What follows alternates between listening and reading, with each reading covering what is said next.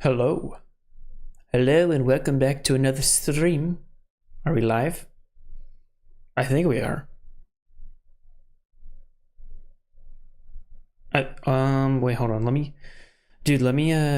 I gotta pin the Discord. Dude, I cut my thumb. Check this out. Oop, YouTube doesn't like blood. Hold on, I gotta censor that. Hey, Angie, bruh. Youch. Yeah, dude, I got freaking wrecked. Cut my thing on one of those tomato cans. I made spaghetti tonight, and I was opening the tomato, and it was like, just got wrecked. Blood everywhere. It was a horrible disaster. Hey, but guess what we're doing tonight? Watching some YouTube, and we might play some Liza P. Depends on how much time I have left. But I got some videos I want to show you guys because I've been cooking up a storm in my watch later. Oh, hey, Chris and Laura, welcome. Thank you for joining. But yeah, we're gonna watch some videos hopefully, and then. Anyways, I hope you have a good stream. Goodbye. Oh yeah, you're in a different time zone. Yeah, thanks for joining. I appreciate it. But yeah.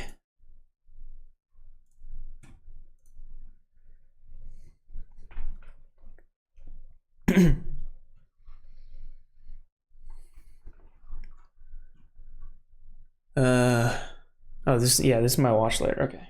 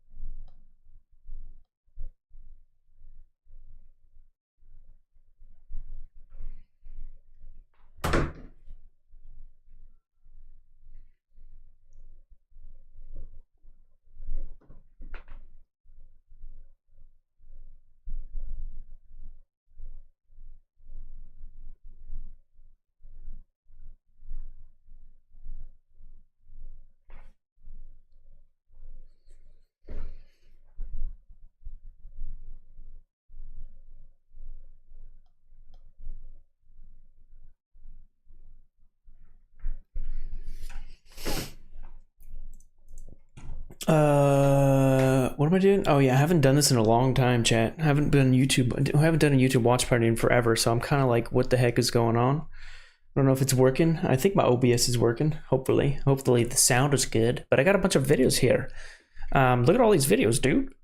But I'll watch a few of these, and then maybe we'll play some games. But yeah, I already have them on this other tab. So let me see, dude. I'm so bad at streaming. I have no idea what the heck I'm doing.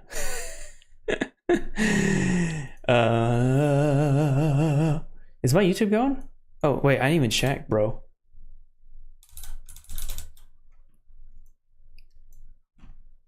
Oh yeah, we're live. Okay, cool. I was just making sure we're live.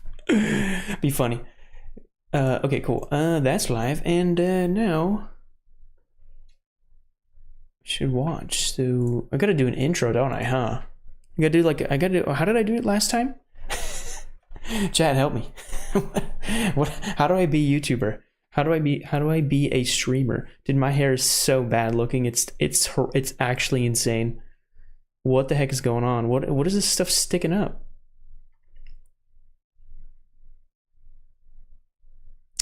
Bruh. Bald. Yeah, I'm bald as frick. All right.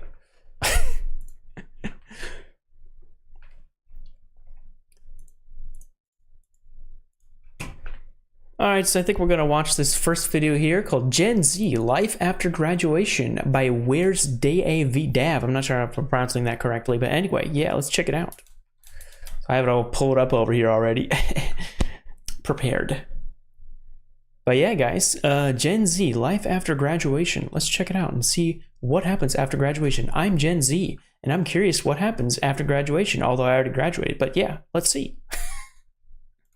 Let me full screen. Oh my god, that is bright. Welcome to life after school. The time period you've spent all your school years waiting for and have always dreamt of. No more school assignments. Is that volume? Wait, let me check that volume. Hold on. Gotta make sure the volume's good. Welcome to life after school. The time period you've spent. I think it's okay. I gotta turn my headset up on. I can't hear shit.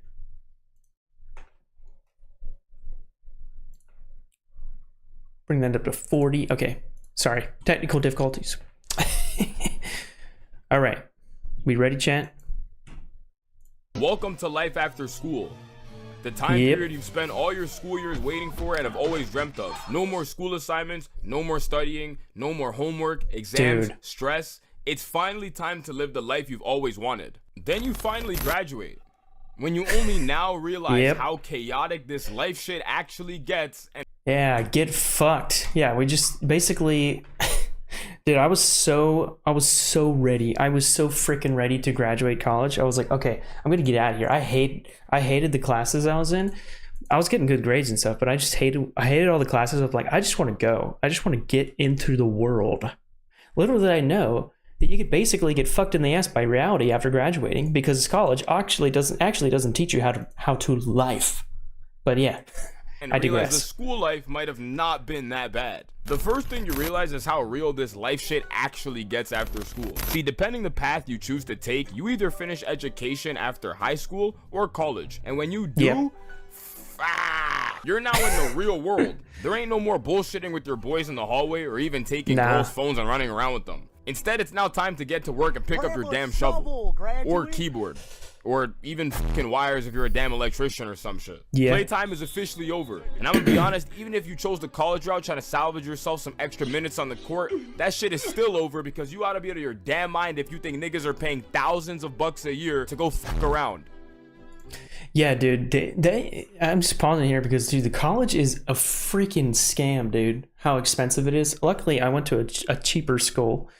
But, dude, I know I have a friend that was, I mean, in the same college as me, but I don't know how this happened. But they still have like a ton of student debt from the same school that I went to. I don't know what they did. They must have stayed at the dorms or something. But they're in like $100,000 of student debt, and they'll be paying that off for the rest of their life. Maybe like $400 a month for the rest of their life, basically. It's insane. It's just a money sucker, man. Hey, but hey, you got to get that. You got to get that piece of paper that's saying you're not dumb. I still f***ed around. There's no more time to be worrying about if Jessica from your homeroom period thinks your fit is tough. Instead, you now have to worry about filing your taxes, or else the tax collectors are gonna come get you a tougher fit instead. Remember that exam you stayed up till 4 a.m. studying for? Or that Romeo and Juliet final essay that was due at 12 a.m.? Yeah, that shit's now replaced with bills. You forgot to make sure enough money was in your bank account for your car payment? Don't worry, they're already on your driveway mounting your car to their tow truck. Didn't pay your electric bill by the first of the month? Congratulations, you're now sitting in the dark twiddling your fucking thumbs. Remember when your biggest goal was to unlock diamond camos for the new COD that just came out? Yeah, now you gotta figure out your way of unlocking financial freedom, so that way you're not stuck working some job you absolutely despise for the rest of your life. This shit. But that's like everybody's reality. That everybody freaking hates their. I think like 90% of all humanity hates the job that they're in. They're only doing it to pick up the paycheck, right, and pay the bills. But what did he say? Oh, I want to go back because I wanted to comment on something really. What is it? Oh yeah, taxes. Right, dude. So I mean, nobody teaches you how to do taxes. I mean, what do you pay? Why don't they teach you how to do taxes in school? It should be mandatory to learn how to do taxes, or how to first of all, how to time manage. You should learn that skill in school. They should teach you how to time manage. They don't. They should teach you how to do taxes and how to manage your finances. But instead, you got to learn the fucking Pythagorean theorem, because you got to know what a squared plus b squared equals c squared, right? Because that's obviously the most important thing in the life, not taxes. Taxes. Yeah, so let me go back. Wait, where was I? Oh yeah, here we go. You're not stuck working some job you absolutely despise for the rest of your life. This shit gets real. Like, this is one of the main reasons why some niggas just choose to stay in school. You ever realize how some people you chat to always seem to be in there? Like, deadass, it don't matter how long it's been since the last time you guys spoke with each other, somehow they're always still in college. Yo, what's going on? Bro, not much, man. I'm just studying for my statistics exam, bro. Word. When were you that one kid that just goes to school for the rest of their life? You know what the strat is, though? The strat is, I forget what age it is, but like when you turn 50 or something, or you can go to college for free, I think, or I forget what age it is, but that's the strat.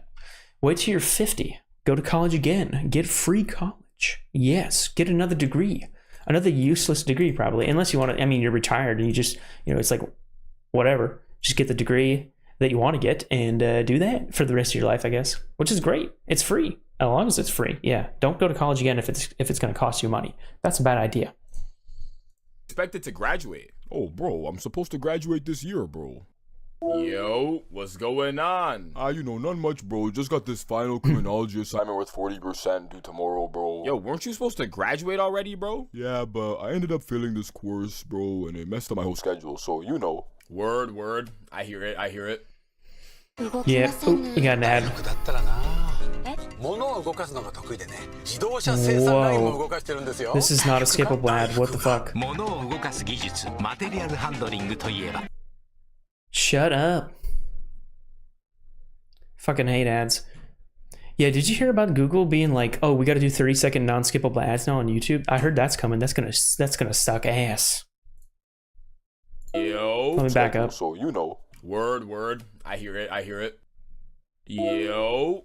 You trying to pop out this Friday, bro? Like, they've been messing with sushi. We're trying to get sushi this Friday, bro. Oh, come on, bro. I would have went, bro, but I just got the psychology exam I have to finish, bro. Bro, didn't you already retake that class last year? Like, the one you needed to finish? One class? Bro, I switched programs, bro. Once you finish school, you're now literally forced to think about your future. Like, don't get it twisted, in high school or even college, niggas still had to think about their future, but it was a lot easier to just push that thought away. There was always those moments where you and your boys would be straight chilling, then someone pops the Hall of Fame question. So, what do you guys plan on doing after school? And everyone would just stare at him like the nigga was speaking in hieroglyphics, and then just proceed to carry on with whatever they were doing. Life's funny because somehow you go from straight chilling, worrying about the new Fortnite season that's about to drop, to now having to figure I have never played Fortnite. Not even a second.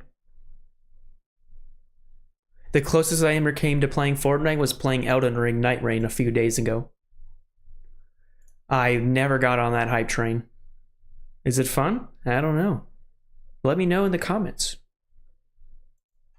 out your career, your physique goals, finances, woman, the meaning of life. It's just all over the place. I'll never forget the time me and my boys were sitting in a Discord call and some nigga joined Tom about some guys, I'm telling you, don't graduate, bro.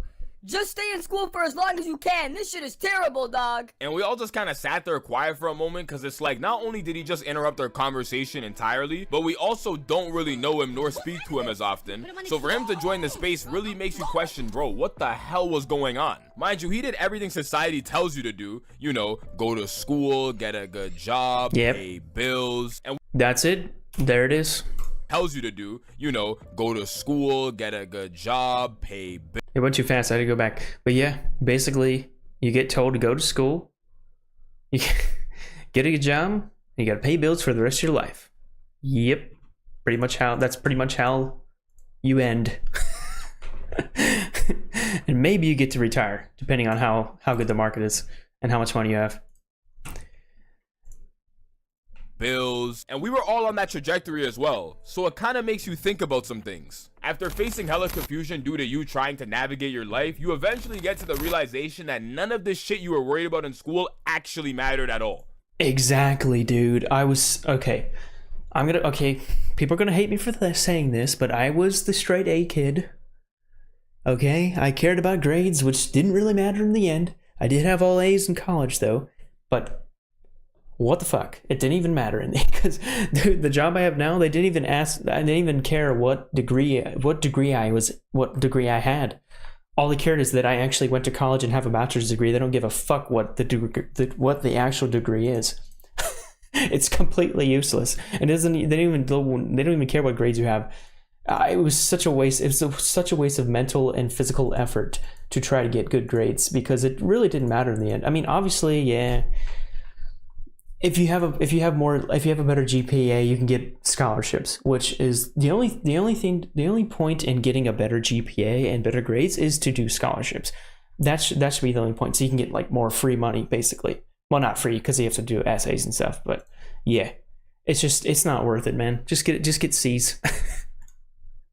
The assignments you stressed out over and failed back then, don't remember them. The niggas you were beefing with, haven't seen them since. Social circles you were a part of, anybody. Friend groups, popularity, all gone. The biggest one too is like grades. Like, if you were to ask me what my grades were for my senior year, I couldn't even tell you. Like, I couldn't even tell you what classes I took either. Mind you, being the COVID year definitely was just talking about grades case either, because everything was online and kind of a blur. But I can guarantee you, no one remembers 90% of the shit they did in high school anyways, and even college. It's just so funny looking back too, because niggas used to stress out over the dumbest things you wouldn't even believe it. I remember it vividly. It was around 11th grade. Everyone around one of my closest friend groups at the time was tweaking over a girl, me included. And it's like the way we were acting, you would have thought it was the last day on earth. It was a combined total of 4 of us. One of my boys wasn't too bad. It's like he was kind of chilling, to be honest. But the remaining 3 of us, fuck no. The first one out of the 3 was so done, he decided to drop multiple songs about the same girl. And I think she actually ended up seeing them at a point. The second one, it's almost like a reverse Taylor Swift, dropping songs about ex-boyfriends and breakups.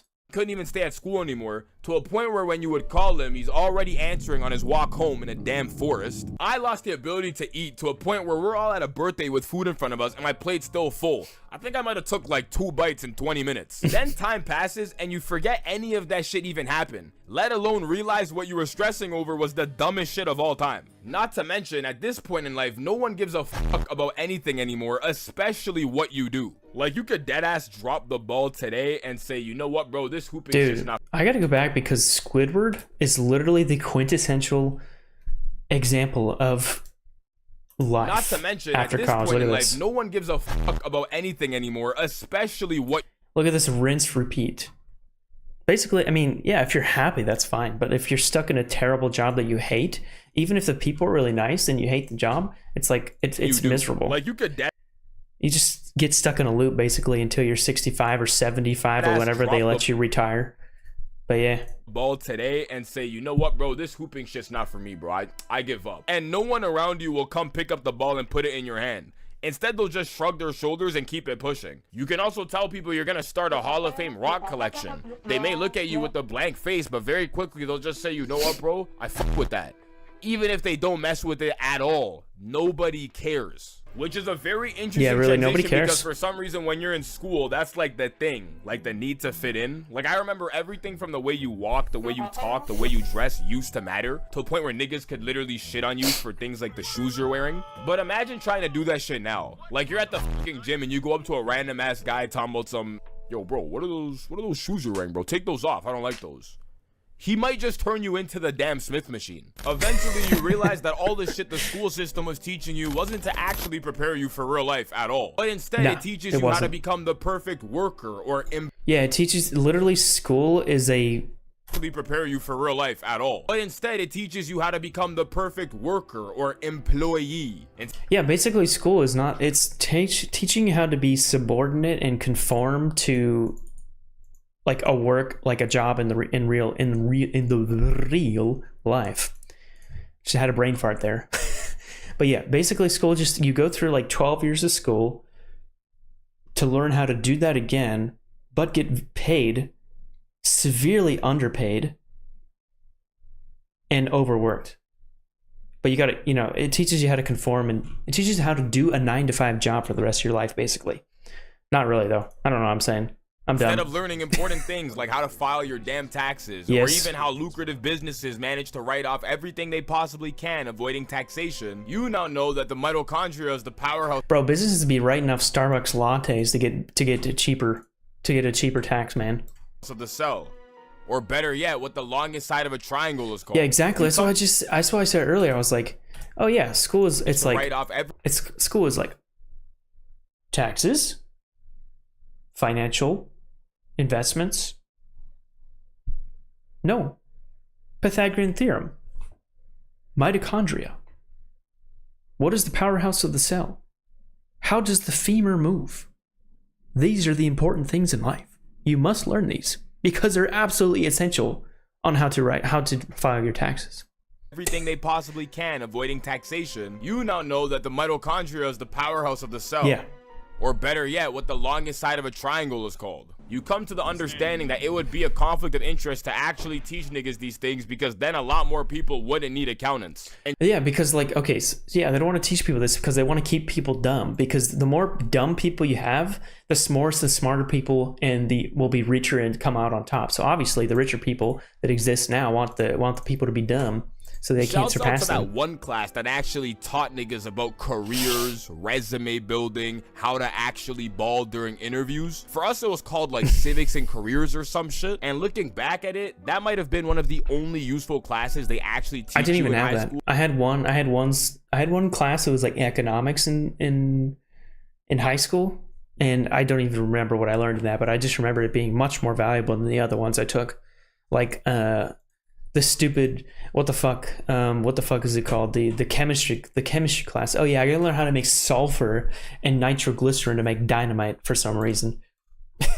Considering you could actually go use the skills from that class in the real world. You learn what the older people were telling you was true. You know, you're only here for a few years. You're more than likely never going to see more than half of these people ever again. And you'll be a lot more confused than you ever were once you're out of here. But the one thing that never fails to catch you off guard is what actually happens to the people you were once with. Like, I swear, you get out of high school and it just seems like everyone just does a complete 180. I'm talking the nigga who was quiet and didn't really speak much now apparently has a kid. Like, barely even a year out of high school, he somehow got someone pregnant and they have a whole ass child at the age of like 19. The kid who was failing every single course and should have been a bum by society standards is now flexing thousands of dollars in cash and supercars. Did some drop shipping in crypto, that everyone huh? thought was the finest specimen on this planet Earth became big as shit for some reason. It actually just gets ridiculous. Oh, hold on. Shut the fuck up.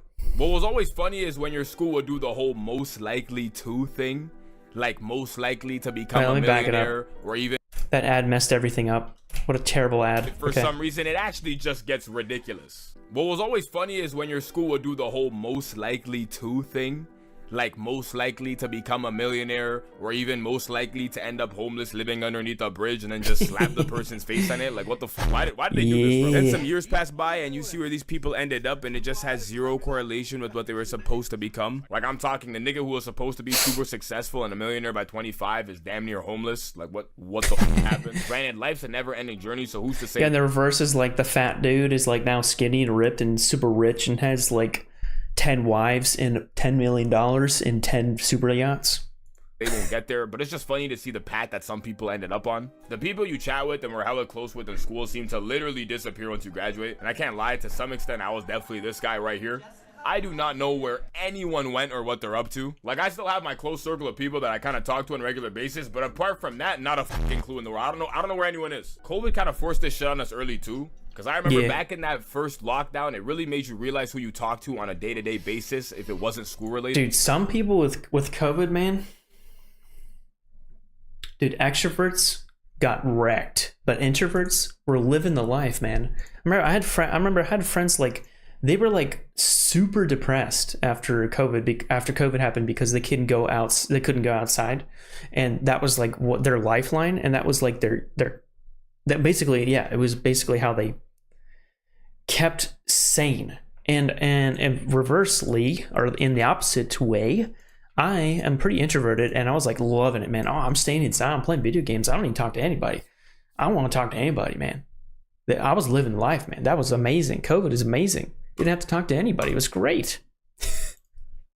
Then you have the people that forget high school ended years ago. Like, I remember once my boy showed me this post and it was deadass a video of a girl calling out someone we used to go to high school with as if they were still beefing like it's 10th grade. Like, she was deadass name dropping the high school and like tagging a bunch of people as if they still go to school together. It's like, what the hell? What are we doing? Running into people you used to go to school with is always funny as hell too. Cause it's like, there's not really much to say. It's always just on some, Yo, how have you been, bro? I haven't seen you in a while, bro. yo, Yeah, I haven't bro, seen what's you in a up? minute, bro. I've been chilling, bro. I've been chilling. What's going on? Not much, bro. You know, I've been chilling. As well, bro. Yeah. Yeah. Yup. Basically how 100% of the conversations go. All in all, life after school gets real. Your attention shifts from worrying about assignments and exams to figuring out the best possible financial plans. You finally Dude, start wait, to realize whoa. Did you see from that? That worrying was about assignments and insanely exams to accurate. Figuring out the best School kills creativity. This is 100% true. What was that guy? Oh my god, I can't remember that guy. Oh, what was that guy that did that TED Talk? That was insane. It was great. What is his name? Oh my god, I wish I could show you that. What is that guy's name? He was talking about how school kills creativity. Kenneth? No, Robert. God damn, I can't remember it. Man, that was so good. But what Man, he did a great TED talk on how school kills creativity, and it's actually super true. Possible financial plans. You finally start to realize what you care about in life and what actually matters. People around you seem to either do a complete 180 or just disappear off the face of the earth. I mean, you tell me, do you think the reason why everyone loves school so much is because it distracts you from the bittersweet reality of what we so-call life? I think so. Or is life after school not that bad? You just gotta get out there and start living. I gotta cut this shit off again, man. I'm starting to sound crazy again, bruh. Good video. Yeah, I think life after graduation can go two ways. Like, it could be good if you get a good job, or it could be really terrible and miserable if you get a job that pays the bills, but you're you hate it and you're miserable. Dude, but like, I remember, I just, like, what I was saying at the beginning of the video, I was saying that, like, I wanted to get out of school so bad. I was so excited to graduate. And then as soon as I graduated and got into the work world, I'm like, dude, recently I'm like, man, I miss going to school. I also studied abroad in Japan. That was amazing. I'm like, oh, I want to go back to those times, man. It was so much simpler, so much easier than like work life. So, man, school was just so much more easy. And I can't believe at the time I was like, whoa, this is ridiculous. I can't wait to get out of here. I'm like, no, put me back in. Put me back in, but give it to me for free, obviously. But yeah, anyway, amazing video, guys. That was Gen Z Life After Graduation by Where's Dav. I'm sorry. I'm sorry if I'm pronouncing that wrong. Where's DAV? Where's Dab? Make sure to go give him a like, give him a subscribe. Oh, I'm not signed in. Whoops. I'm going to subscribe to him later, but give him a like. Dang it, I can't like. Give him a subscribe, give him a like, and I'm going to link the video in the description and also to his channel. I'm going to link it in the description and to a link to the channel for his channel. And go check the video yourselves and go check out his channel. It's really amazing. The first video I saw from this guy. He only has 26,000 subscribers. It's a really good video, though. You should go check him out. Anyway, yeah. Yeah, that was a good video. I got some other ones. Maybe we'll watch like 2 more. I got some picked out here. Oh yeah. Yeah, I've been missing watching YouTube with you guys. It's really fun. I'm gonna put these on YouTube later too, as regular videos. So in case you missed it, don't worry, we got you covered. But yeah, let's check out, okay, this is the next one I got here. It's YouTube's war on older creators. Thanks, yeah, no problem. Yeah, it's fun watching. Oh, wait, what? Oh, crap, I didn't mean to do that. I meant to hold this, I already have it pulled up. What am I doing? I'm dumb. Okay, here we go. All right, this is YouTube. Wait, can you see that? Oh, all right, this is YouTube's War on Older Creators by TDT.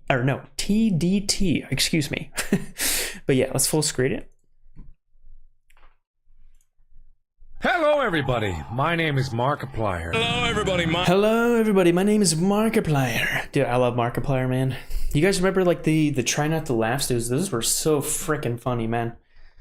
I watched there was like 12 of them, and then he deleted some because of copyright issues. But those were so fucking funny, man. I love watching. I would watch them on repeat, dude. They're so good. My name is Markiplier. I miss Markiplier. My name is Markiplier. Hello everybody, my name is Markiplier and welcome back to Ben. He also had the best microphone. His voice sounds angelic. If the Markiplier that was making content over 10 years ago started uploading today, would he have survived as a creator? No.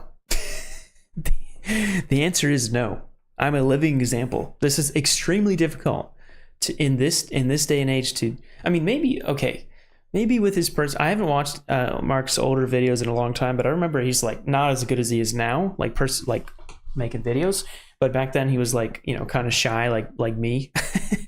But yeah, as a person starting out in the creator space, trying to make gaming videos on a gaming channel, it is fucking difficult, to say the least. I don't know if he'd survive, to be honest. I mean, he's got a great personality, though.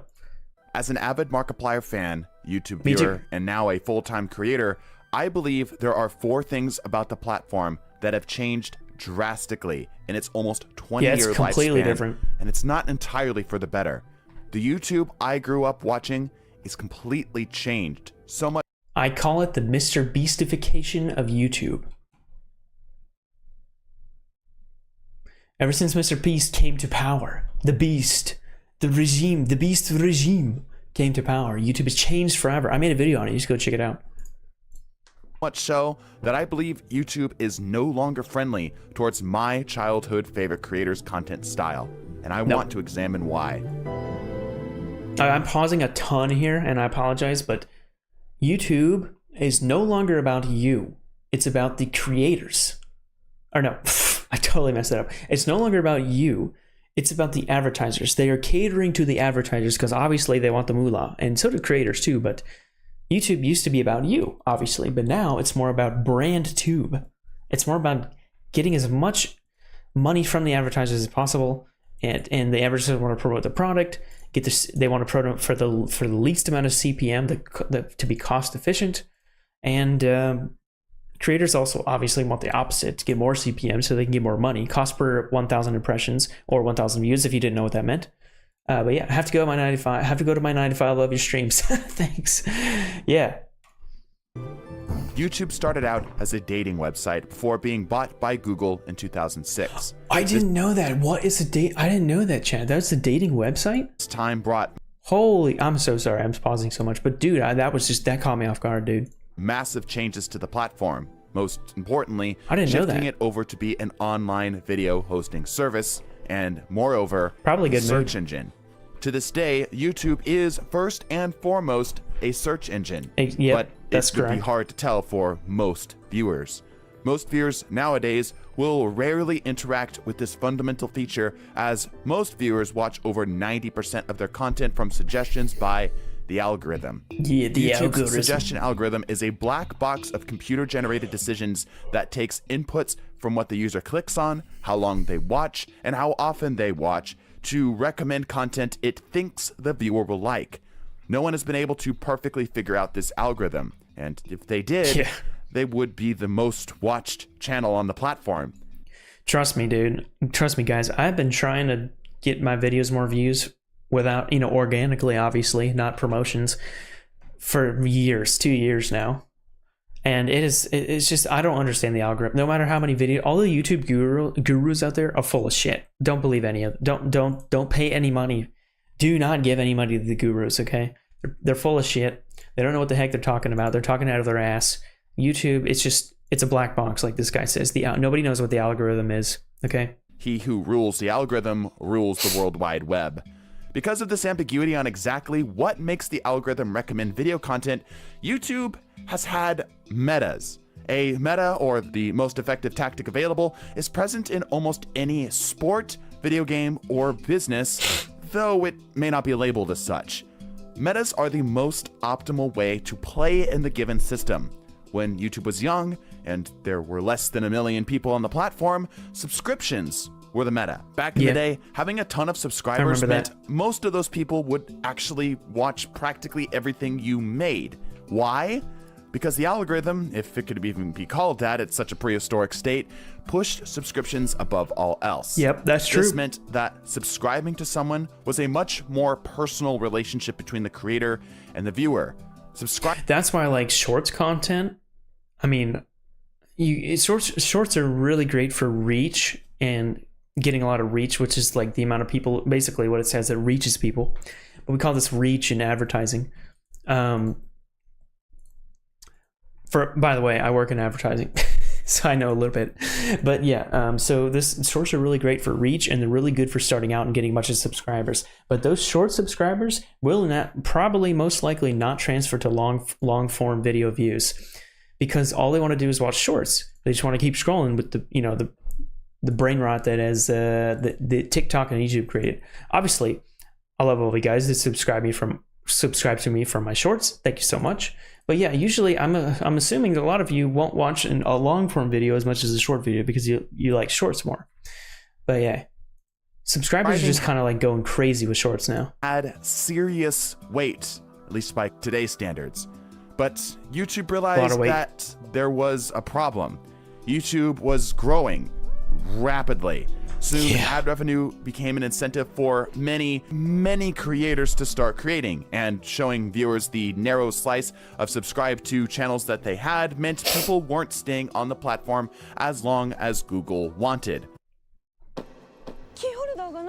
一緒に探しまいや街中 So slow Yeah, YouTube prioritize. If you guys don't know, YouTube prioritizes not views. They prioritize average view duration, average percent view to the video more than anything. Watch time hours. They want to keep people on the platform. They care about this more than actual views. How do I know this?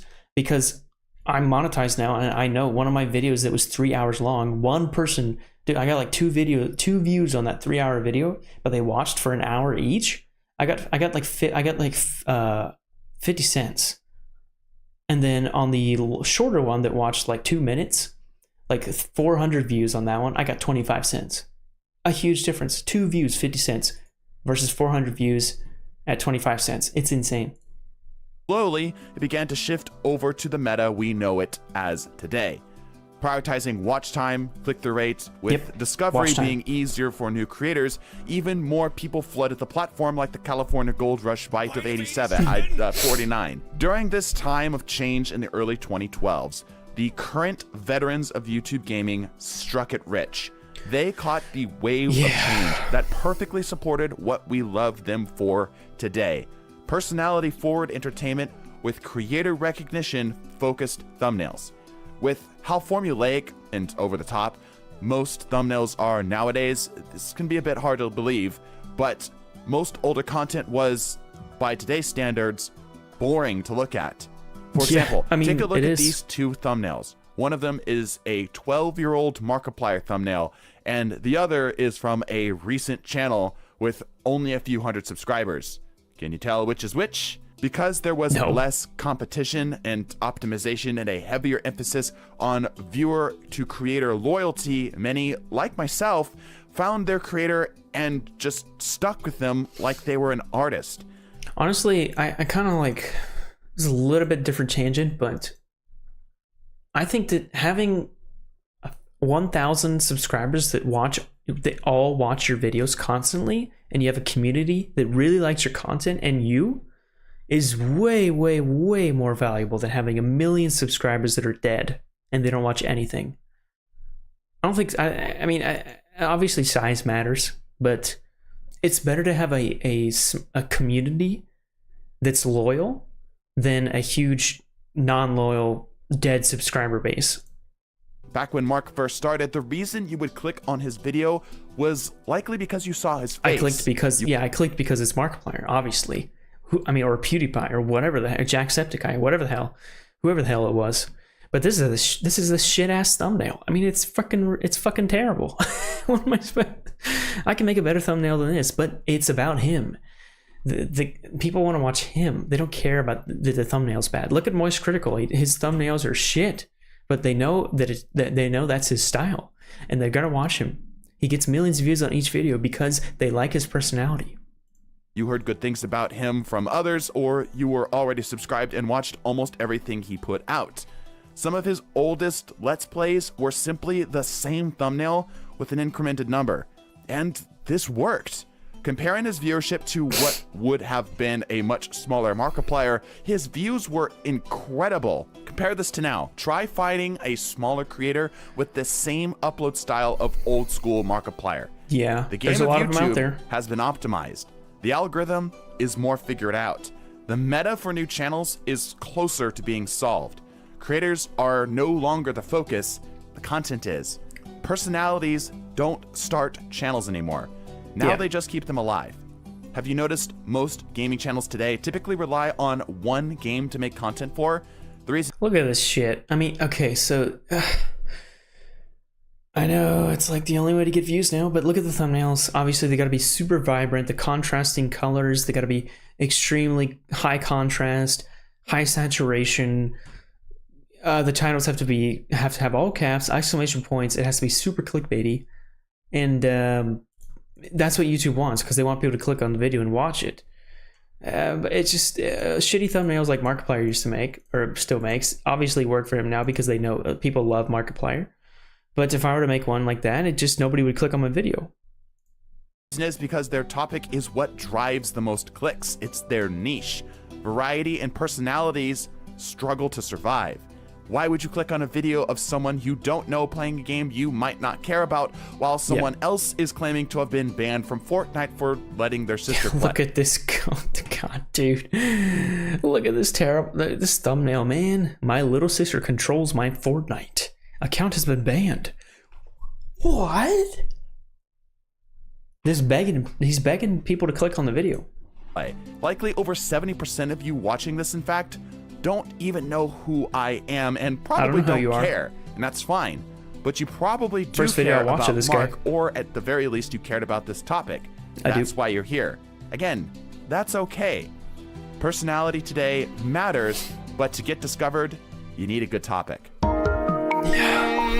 It's brutal. It's brutal out there, man. If you don't have a clickbaity thumbnail and a clickbaity title, and if your video doesn't have, like, if you can't capture the viewer's attention in 3 seconds of the video, you're done.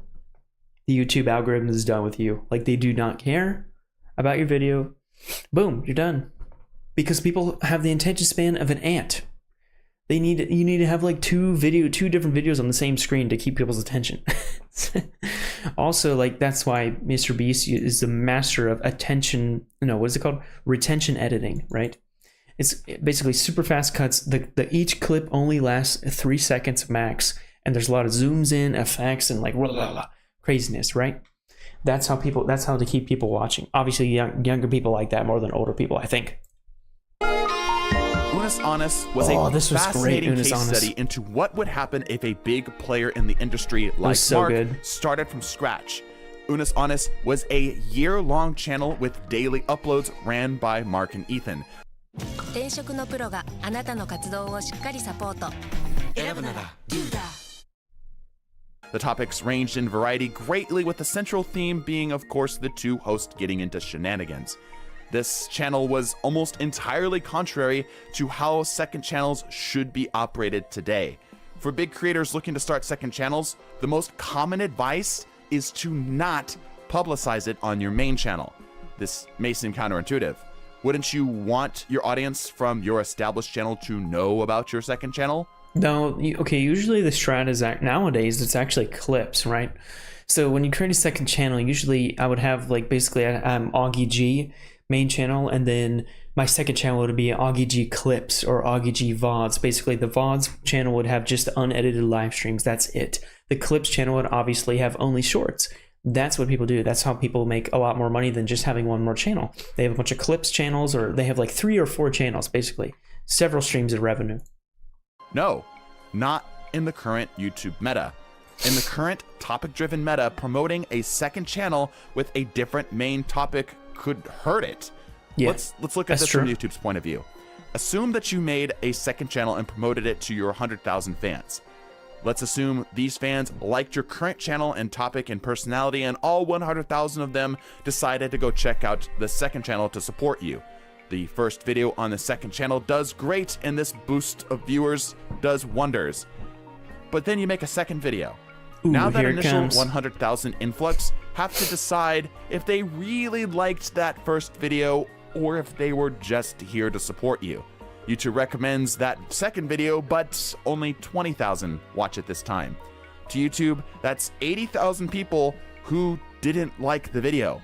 So why would they keep recommending a video that not even the most dedicated fans want to watch? But even in the far more unlikely scenario that all 100,000 of them watch the next video, what does YouTube know about this audience? Well, the most common data point that YouTube knows about it is that they all shared one viewer point, and that's your main channel. The data YouTube is getting is wildly confusing, contradictory, and historically, this has led to second channels quickly dying. From experience with a one-topic channel... Yeah, not only that, but second channels and people, they get shout-outs, right? Because, for example, you get a shout-out from Mr. Beast. Oh, I think this happened to his brother, actually. Mr. Beast gave a huge shout-out to his own brother, Mr. Bro or whatever. I don't even know if he does his channel anymore, but everybody watched like his first video. There were millions of views. Nobody watched his second video, third video. Nobody watched it because they didn't care. They just wanted to watch Mr. Beast. So in that I think Mr. Beast giving a shout-out to his own brother actually hurt his own brother more than not shouting him out. I think he would have been better off with just starting by himself without a shout out from Mr. Beast, because that basically killed his channel. Because YouTube, in YouTube's eyes, it's all about the numbers. It's like, okay, this guy had 4 million views on the first video. Now he has 100,000 views on the second video. What the fuck happened? Obviously, YouTube's going to be like, what the heck? That's going to be a huge red flag in YouTube's eyes, and they're not going to promote the Mr. Bros videos anymore. It's a sad reality. Also, another point, I don't know if he's going to mention this, but I wanted to mention this myself. I think small creators, like myself included, kind of get really hard. It's really hard for them to start out nowadays because there's a bias on YouTube, basically. A view bias. I don't know. There's a specific word for it that I learned recently, but there's a bias on YouTube where YouTube will show a video, like it could be the best video in the world, the best editing, the best title, the thumbnail, the best content, and everybody would love it. But the thing has like 2 views because it's a new channel, right? It's got 2 views, 10 views, 20 views, even 100 views. People will not click on that video because lower views in the viewer's mind, lower views equals bad content, and there's a huge viewer bias there, I think. And I think YouTube needs to do something about that because it really hurts small creators, including myself. Like people don't want to click on my video even though it's like good. I mean, I think it's good, but even if it is a really good video, they won't click on it because, oh, this guy's only 10 views. Skip. We'll go to the one with a 4 million views. That's a known creator, right? Yeah. Destiny 2, I can tell you from insider experience, almost every major Destiny 2 creator has a side channel they made that you never found out about. Why? Because today it is far more effective to let YouTube grow your channel naturally from the ground up around the topics exactly what I was of saying. That channel than to rely on personality and viewership relationships to carry your viewership. I love doing this honest, but part of me wonders if no one knew who Mark was, would it have been as successful to get even a quarter of its views? Regardless of what the video was titled, Mark was the actual topic. Yeah. A topic only possible because of Mark's legendary and well-deserved status. But all of these changes are mostly better for you, the viewer, because as competition ramps up, so does production quality. Cost of entry, chapter 3. Because YouTube isn't this small side project of Google anymore, because hundreds of millions of creators are making hundreds of millions of dollars with over 500 hours of videos being uploaded to YouTube every minute, competition for clicks is far more intense than ever before. Competition is insane, man. And yeah, Google here, the Googleification of YouTube. I think that's when YouTube basically stopped being about you and it started being more about brands and advertisers, is when it was bought by Google. Because Google is all about getting that moolah from the advertisers, and the advertisers want some place to put their ads on so they can get more money from people buying their products. So, I mean, obviously, yeah, because we can get monetized now. I get monetized even though it's very little, but I still get money for the views I get. So it's like a win-win basically. And actually, the creator gets a bigger cut than YouTube. But I think when Google bought YouTube, I think that was pretty much the end. Competitive, your videos must be the most watchable thing on the platform. Yeah. Looking back at his older content and seeing practically zero editing or thumbnail art is an astonishing contrast to most successful starting channels today. And that would never, dude, this would never fly today. If I were to make this, I'd get like 1 view on each. Not even, I get no views because nobody knows who I am. It just wouldn't work. Mark and other veteran giants on the platform are statistical oddities. The cost of production on their videos are minimal. Most other large channels, gaming or not, employ multiple editors, artists, and writers to make their videos. While I'm of course speculating, channels like Mark seem to make use of maybe 1.5 people at most. For these legends, their cost of production is primarily their seniority. Gotta get rid of the ad. Voice crack. Channels that grab traction on this platform today tend to have teams of a few handfuls of people. Often, these people have full-time salaries because of their creator's channel. Ultimately, this has been great for the viewer. Well-produced videos are far more common and easy to find than ever. That's why Mr. Beast keeps winning, because he has like a crew of 100 million people at his side that he pays, because he's got so many editors. And when people are starting out like myself, it's just really difficult to keep up with everything, because I mean, obviously the famous people now, they have money so they can pay for editors, but people like myself who are just starting out, they got to edit everything by themselves. Obviously when the famous people now, when they first started, they had to edit everything themselves too. But that, you know, I mean, that was back in the day when it was more about the creator and it was not about the brands. Before, and many people, myself included, have been able to make this dream of content creation a reality. But I can't help but feel something was lost in the process. Something's missing.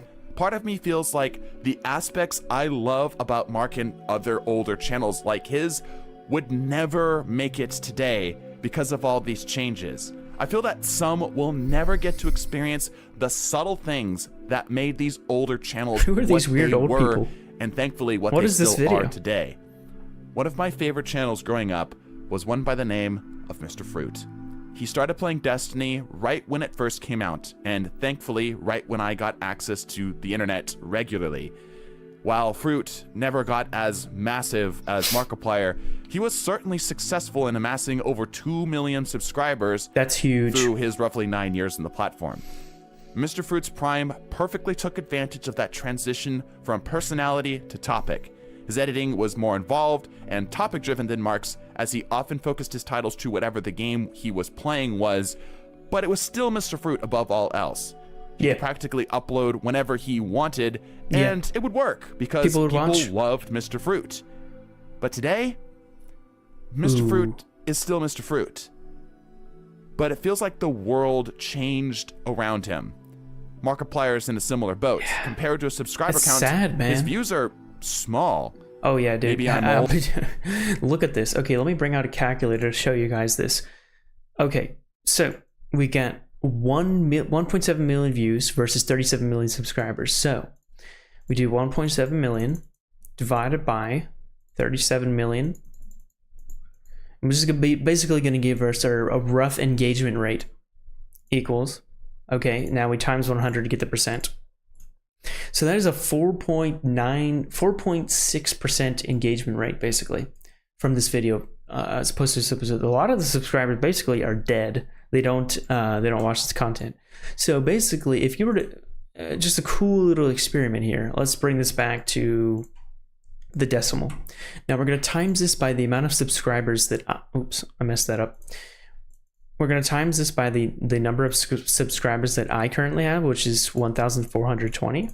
And this is basically going to give us a number similar, like if he gets 1.7 million views on a video with 37 million subscribers, how many views am I going to get on a video with his same engagement rate with my 1,420 subscribers? So, boom, 65 views. This video for Markiplier and his size, if it's a lot of views, 1.7 million views, but if you were to bring it down, this is the exact same equation. Bring it to the scale of my channel size. That's the equivalent of me getting 65 views on a video with 1,420 subscribers. That's very little engagement rate. If Markiplier had 1,420 subscribers, this would have been 65 views, basically. A very rough estimate, but yeah, that's basically kind of how it works. But I like watching creators for who they are. But I don't think YouTube and most of the growing audience agrees with me. It hurts me inside seeing some of my favorite people, the people I watched and idolized growing up, struggle to find the same success as when I initially found them. Yeah, man, it's sad. People will come and go, but it feels like YouTube cheated them in some way, even though I know it hasn't. YouTube went for the money. YouTube didn't change. Maybe the world did. Younger fans grew up, and new fans took their place. Fans that had different tastes. Not wrong tastes, just different. Even myself, I went to college, started studying for my degree, and had to prioritize my time. I put down YouTube for a few years, and when I came back, it was like going back to your hometown and finding that your favorite mall had shut down. Yeah. It just isn't the same. The community feeling of YouTube is gone, or at the very least, withered. The meta however, remains. God, look at those But if I take a thumbnails. step back, most Queso's of this good, though. seems to be more of a self-fulfilling prophecy. Chapter 4, Shoulders of Giants. RT Game, Maxor, Alpharad, Zanny, and now Pirate Software. All these channels are Oh, I like Pirate very Software. different from each other, but they all started from the same points of influence. Massive, successful channels of today were grown out of the influence of channels from yesterday. Like I said, YouTube has a meta, and those who find it are copied. Look at what people refer to as the Mr. Beastification of YouTube. At the end of the day, every that's channel what I wants said. to find That's what I said at the beginning. I said Mr. Beastification of YouTube. Holy heck, wait, let me go back. as the Mr. Beastification of YouTube. Yeah. At the end of the day, every channel wants to find success. I'm sure Oh, I can look at those speak for, thumbnails. everyone running a channel when I say, this is a dream job. I love this. It is. And I would do almost anything to keep it going, even if it means following. I love doing YouTube and Twitch. I have very low view count, but I love doing it. It doesn't matter to me. I want to build a community and I have 1,420 subscribers. That's really good. I love it. I love all you guys. And it's just, I really like doing it. You got to like doing it. If you don't like doing it, then it's not worth it and you're going to be miserable. A trend for a few years. Channels like Mark's blazed a trail that others could follow, and many did. The market was then flooded. Where we are today is because we all Hello, stand on Markiplier. the shoulders of the same giants. YouTube is guided by the wants of the people watching it. What success By the way, did you know Markiplier's from Cincinnati, Ohio, which is actually where I'm from too? I didn't know that until I researched it recently. But Markiplier, we grew up in the same school, or not the same school, but we grew up in the same city, Cincinnati, Ohio, baby. Yeah, Mark, shout out to you if you ever watch this video, if you ever find it. Cincinnati bros. is what people I Show Speed too. I heard I Show Speed grew up in Cincinnati, Ohio too. Just a fun side fact. want to watch. And with a million more creators on the platform every year, it's almost impossible for there not to be a community that resonates uniquely with you today. But part of me hopes we could go back to the good old days. Yeah. The days when everyone wasn't trying to arrest I miss the your good old days, attention man. or bait your click. The days when personality drove watch time above all else. When the topic was the creator, the person. With how much YouTube is dictated by the will of its viewers, we may one day return to that. But for now, Maybe. relish those silly memories from your favorite creators in the days gone past. Maybe go watch some of their older work and appreciate the history it provides. And thank you to all the creators whose shoulders I stand on today.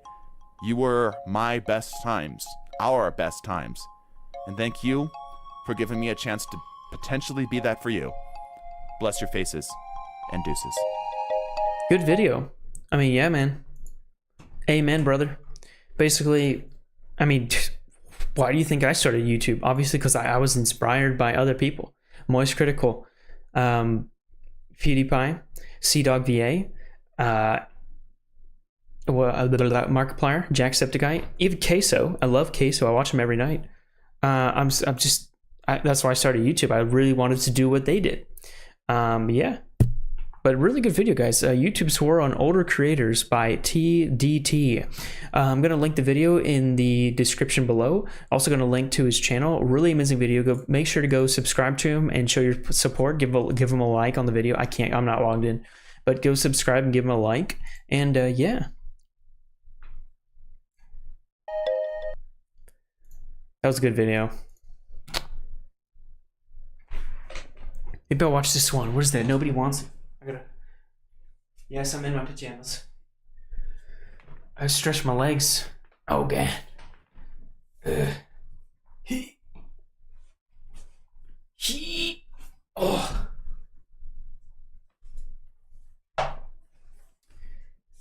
It feels good to stand up. But yeah, maybe we'll do like one more video. Nobody wants to work anymore. That's it. That looks interesting. I'm gonna get some water really quick. BRB.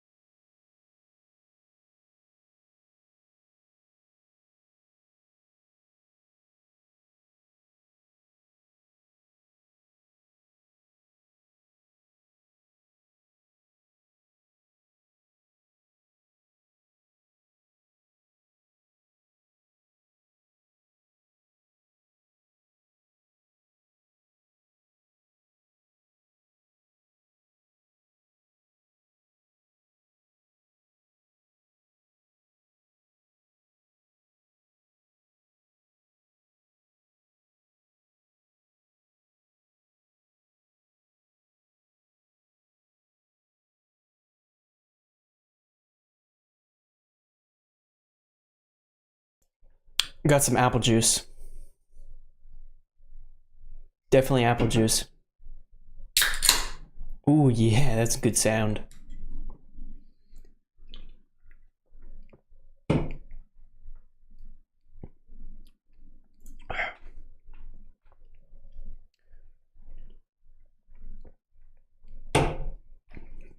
Oh, yeah. Good apple juice, chat.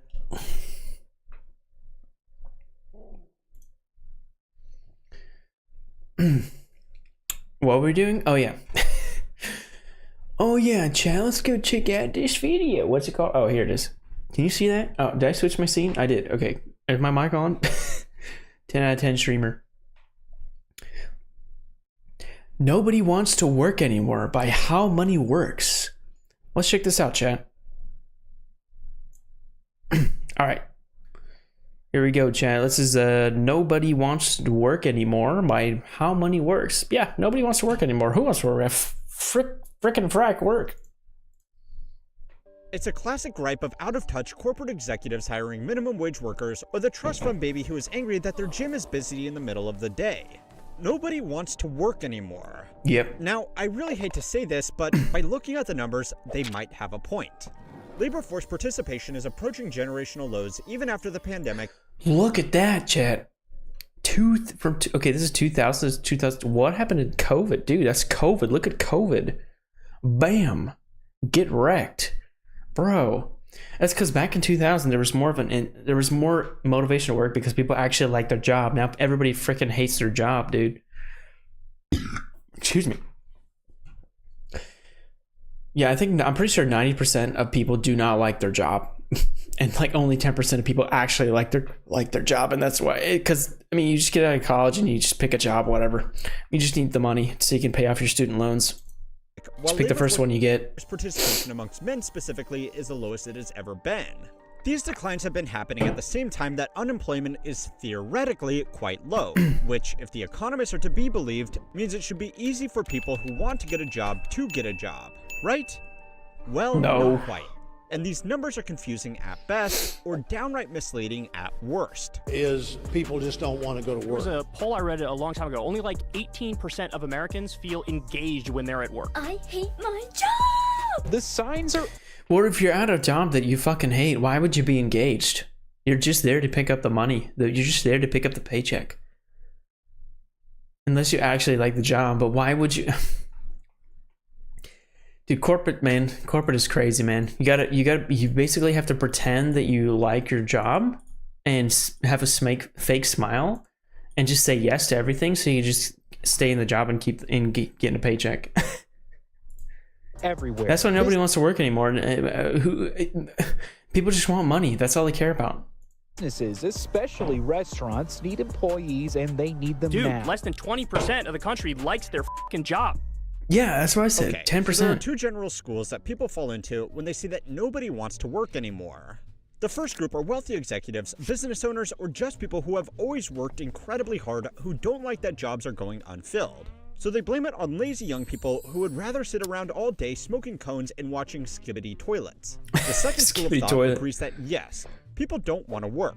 They don't want to work demeaning jobs where they won't get paid enough to support a decent quality of life. Yeah, because when the freaking housing market is like this and the wage is like this, then who wants to fucking work? I mean, have you seen a graph of like the recent rent prices and housing prices? It's like this, shoo, and then okay, so basically here's your salary, here's your rent and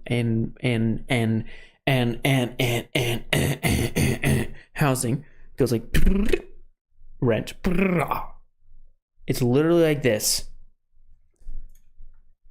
It's nice when two groups who are so different can agree on something. So really, the only thing left is to work out why people don't want to work. Now, in most cases, the jobs that nobody wants to work fall into one of three categories. The first are jobs that are just paying well below market rates given the experience or the location required. Businesses aren't going to be able to fill a full-stack senior development role in Silicon Valley for $50,000 a year plus equity in their questionable pre-seed startup. But there are still plenty that try. Even entry-level jobs that pay minimum wage in very high cost of living areas are going to be much harder to fill in a city where even finance bros are living in shared housing. Now, hot take alert. But just like there are no shortage of crappy businesses and managers that expect to pay workers nothing for world-class skills and experience, there are lots of workers who expect what? Wait, what is the dude, fortune? Gen Z job seekers should be willing to work for free. Long hours. Willing to do anything, says Squarespace CMO. What the fuck? Are you fucking serious? Pay with little or no marketable expertise. One of the most insightful pieces of data on this issue is this recent survey right here. It asked a selection of Americans what they considered to be the minimum salary they would need to be financially successful. Yeah. Now, most of Did the you see the responses Gen to Z? these numbers have been laughing at the Gen Zs just entering the workforce who think that almost 600... Look at that, chat. Salaries Americans say they consider the minimum to be financially successful. Baby boomers. This is why baby boomers and Gen Z will never get along because this exists. Baby boomers think $100,000 is good. No. You can't fucking buy McDonald's for $100,000 nowadays.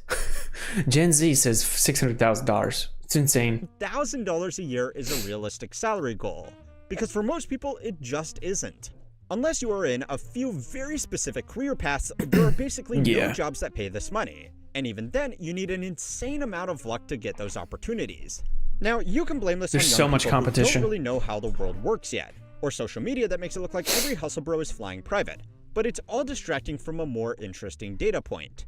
The average boomer thinks financial success is achieved with a salary of just under $100,000.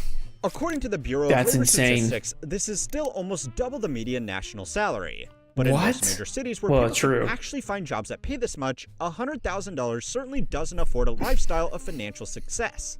There is simply a massive gap in expectations between the generations looking for their first jobs and the group responsible for giving out most of the jobs. So they both agree that nobody wants to work, just for different reasons.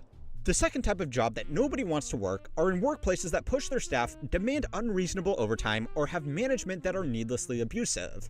This happens in a shocking amount of businesses across the country, and even if you are lucky enough to avoid a boss... You talking about America's bad? Japan, bro. I live in Japan, by the way. Japan is fucking insane. 9 to 5? More like 9 to 9.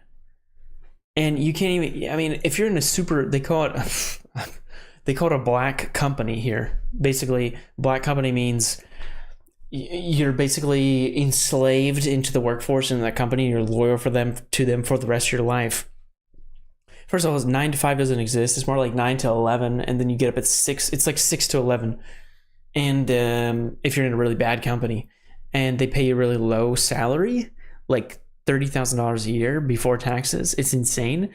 And you have to basically suck up to your boss, and it's basically like you're gonna be guilt tripped into staying even though you don't have work, which is absolutely ridiculous because the manager hasn't left yet, or they consider you staying there being more loyal to the company better. Office attendance is more important than actual work function. It's insane. And not only that, when you try to trying to quit a job in Japan in a Japanese company, they will ruin your life. They will go to great lengths to make sure you have the hardest time trying to find another job. That's why there's actually a service in Japan where you could pay a person to quit your job for you because it's that bad. And don't even get me started on the suicide rate here. It's insane because of how the death by overwork. There's actually a word for death by overwork. It's called karoshi. Death by overwork. It's insane. America's doesn't even come close. Is an effective motivation tool, you have probably worked some overtime out of fear of losing your job or being reprimanded. According to a 2023 workplace survey, the average full-time worker across the country studied is now putting in an average of 9.2 hours of unpaid overtime. These jobs often don't have much trouble finding people to start, but they do struggle with high staff turnover. Often don't have much putting in an average of 9.2 hours of unpaid overtime. A week for free. Okay, what is that, 20 hours? Okay, wait, is that 20? What is that per month? 80 hours. 9.2 hours of pay every week. Oh, wait. 9.2 times 52 weeks in a year. 478. Yeah, basically. Sounds about right. These jobs often don't have much trouble finding people to start, but they do struggle with high staff turnover. The third are simply jobs that never actually existed. You probably all know about ghost jobs by now, but even if you really do want to work, there is a good chance that most of your applications are just going to build out a workforce database, not to actually be considered for employment. Now, whatever the specific reason, the results are the same. Less people end up working. But aside from settling some beef between entitled Zoomers and some out-of-touch boomers, this data all reveals something more concerning about work in the current economy. It's not that people don't want to work anymore. They simply can't afford to. So it's time to learn how money works to find out what's really behind the worst phrase in the workplace. This week's video is sponsored by MyHeritage. Ever wondered what remarks you... Alright, I'm going to skip past sponsor really quick. And its stories? Oh, we got an ad too.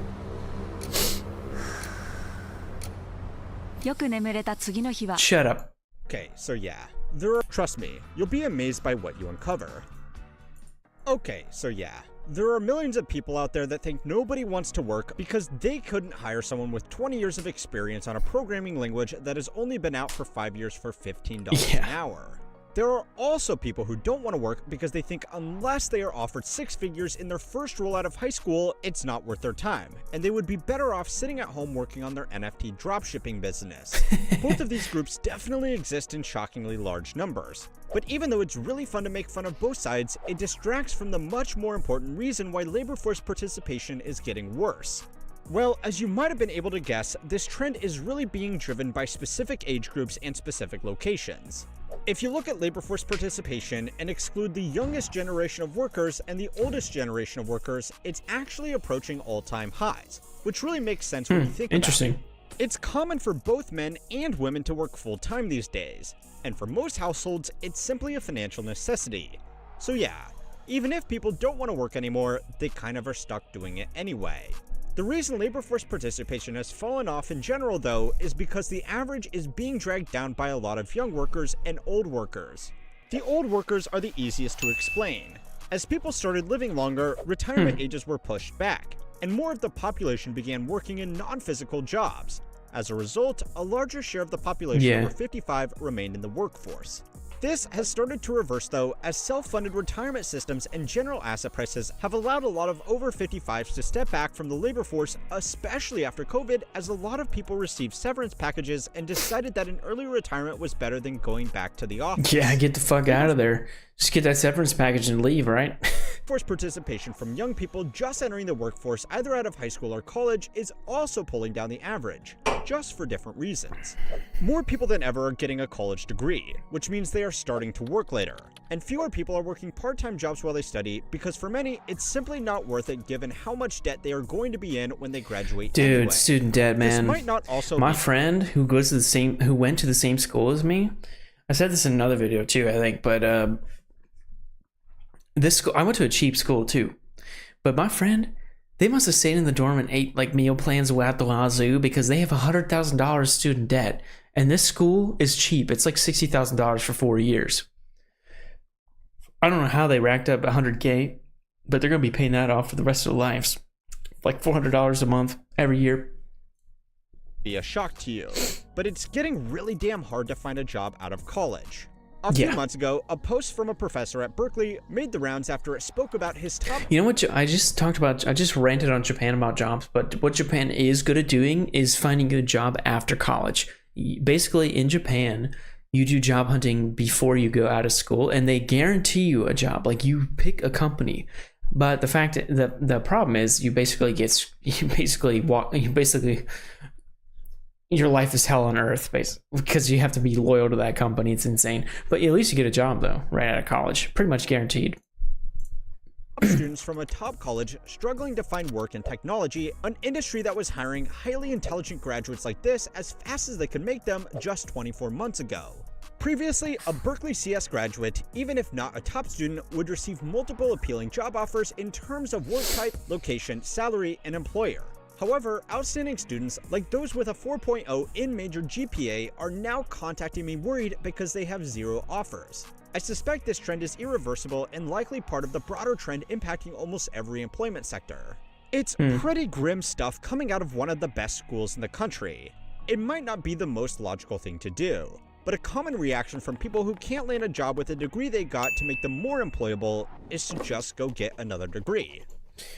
Yeah, well, you spend a bunch of money, but I would wait till you're 50 or 5 or whatever the age is where you get college for free. I forget what it is.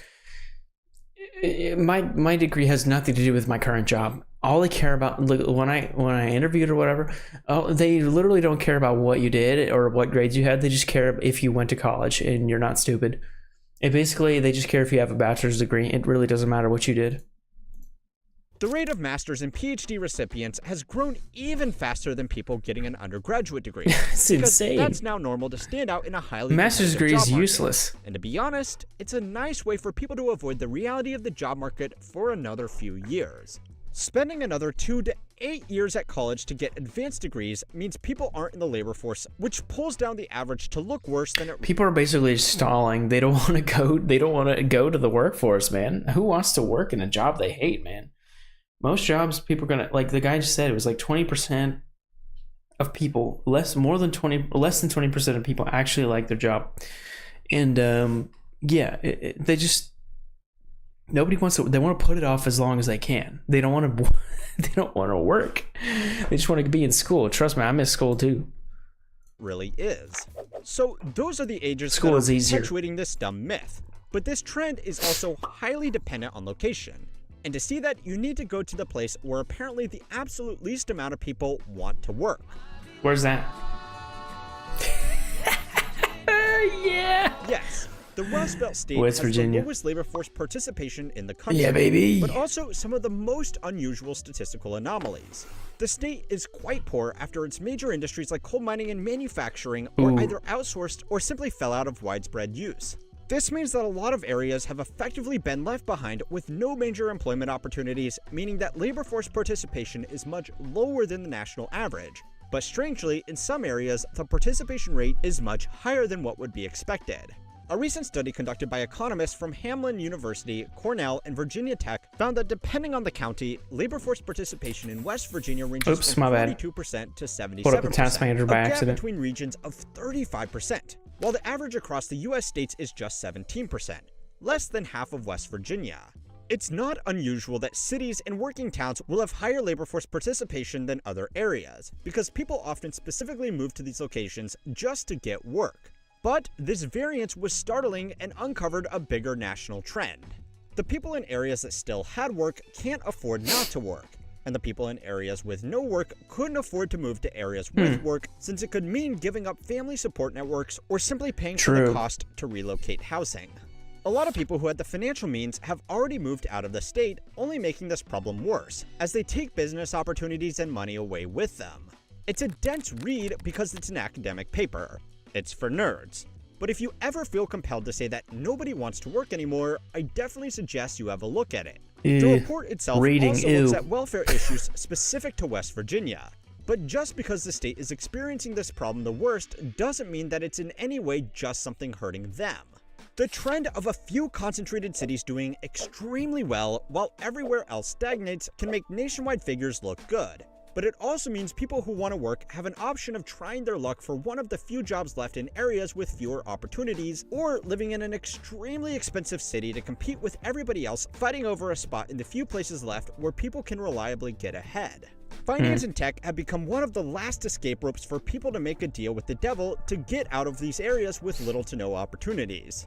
And I am going to be writing an article about how even that career path is becoming impossible in my completely free email newsletter. So sign up if you are interested in reading that and nice, you go check out his newsletter. Made into videos here. Thanks for watching, and thanks again to MyHeritage for making this video possible. Check them out by scanning this QR code or clicking the link in the description. Yeah, I've never seen this channel before. This can be handled by companies just allowing remote work, so go and watch my recent video on why companies. Yeah, I've never seen this. Chad, that was a really good video. I haven't seen this channel before. How money works. It's really good.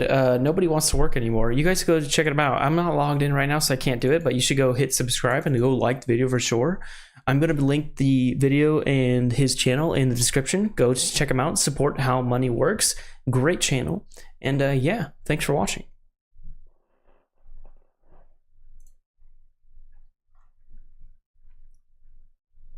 All right, let me clear this out. I already watched this. I'm gonna remove. Remove. Yes. All right. I think. All right. Cool. I think I'm done watching videos for now. Let's go play some games, huh? Let's go play some Lies of P. Well, I haven't played in a while. I want to play. Let me change my setup really quick.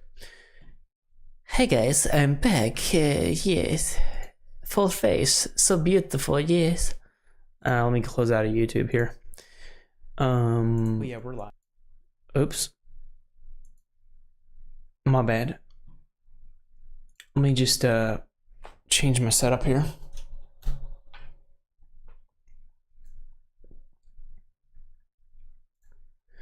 All right, let me turn on my Xbox.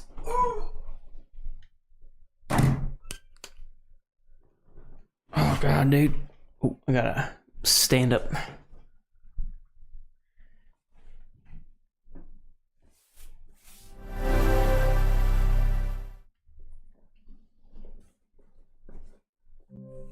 Stop looking at my ass.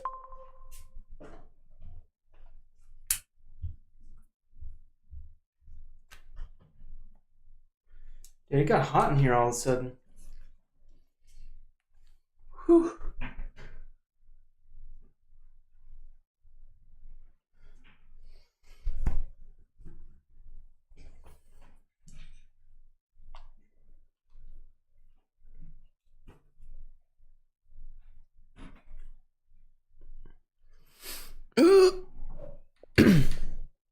I'm gonna go to the bathroom really quick. I'll be right back.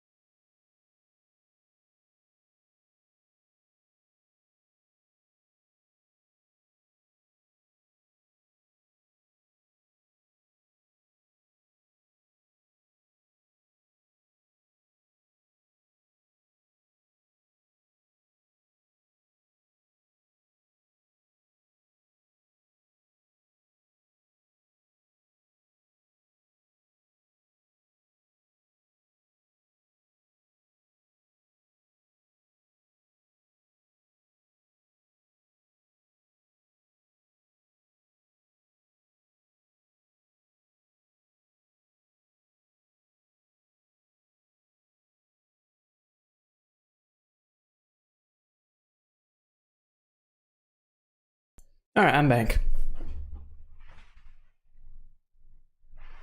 We'll play some Lies of P. Lies of P? PP? Get to PP? What am I doing? Oh, console streaming. Here we go. Boom. I haven't played this in a while.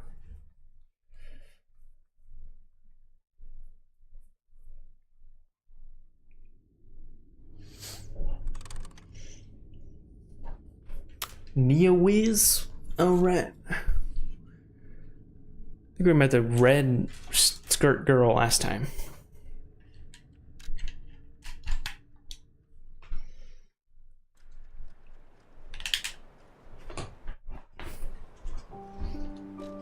Alright, let's continue.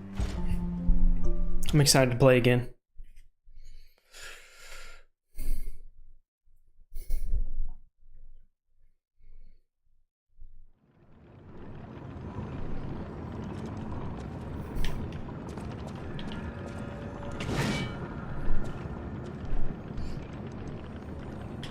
Alright, where are we going? Oh yeah, we gotta talk to her. Hello. Rosara wants to be your friend. Rosora. Will you be my friend? Rosora wants to be free. But I need my shoes to do that. Please, please help me travel the world. Help me to hold your hand and dance. I will wait for you here. Wait, hold on. Okay. How do you lose your shoes? Rosora was locked in a birdcage. I don't know how long I was there. A white butterfly woke me up and freed me. And I followed the white butterfly all the way here. But I lost my shoes while I was running. I don't know where they came off. I have a precious friend. Why do you want to be free? I miss that friend dearly. We played all the time at the Rose Estate. Our hearts were filled with joy. Rosora wants to see her friend again. That's why I have to go back there. I want to go back to the Rose Estate. But to do that, Rosora needs her shoes. Please, please help Rosora travel the world. Alright, Jack, we gotta get her shoes. Help me to hold your hand and dance. I will wait for you here. Okay, bet. Let's go get her shoes, chat. Alright.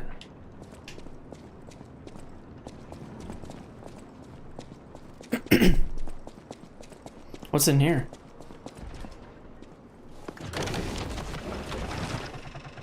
Is this a boss fight? Already? We just started. Oh, the Carnival Garden. Maybe not yet. The tram station's that way. I think it's our best chance of getting out of here. What are these things?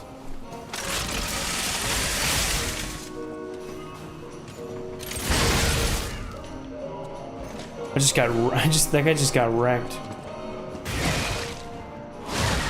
Nice. Fable Catalyst, okay.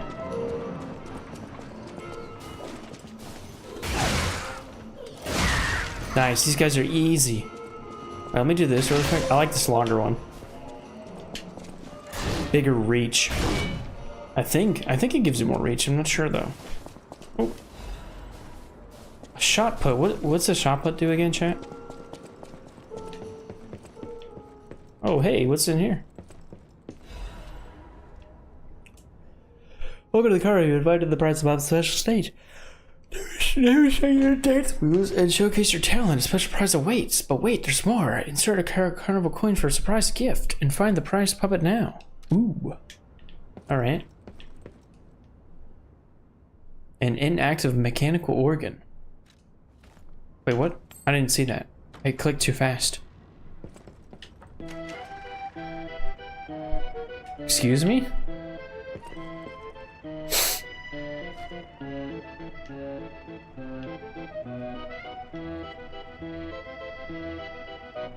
It's a nice show, I guess. Okay. Goodbye, I guess. Oh, now that's what I call a dance number. Oh, we got a new Come on, emote. let's see your best moves. How do I do the emotes? I don't know how to do emotes.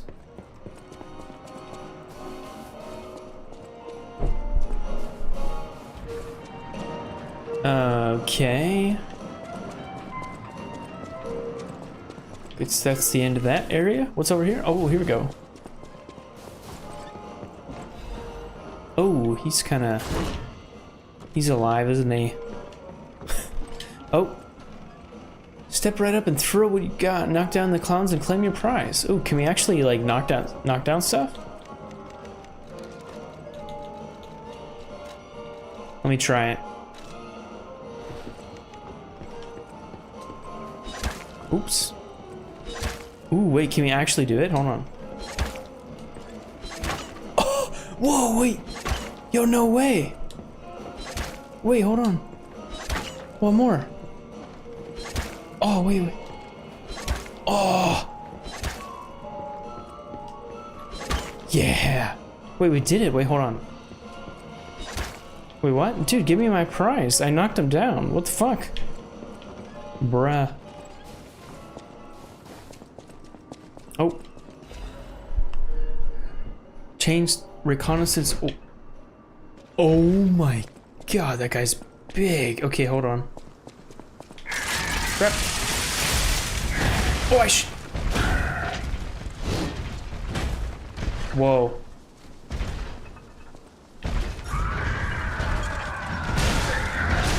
Oh! Wait, I pressed B. Why didn't it dodge? I have the amulet that makes you allows you to dodge frenzy attacks. What the fuck? Okay, that was kind of crazy. I need to get back into it, chat. I haven't played in a while.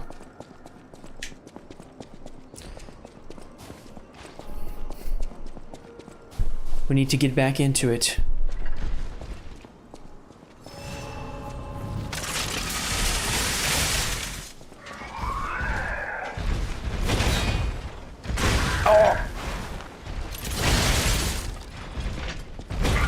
I need a drink. Crap.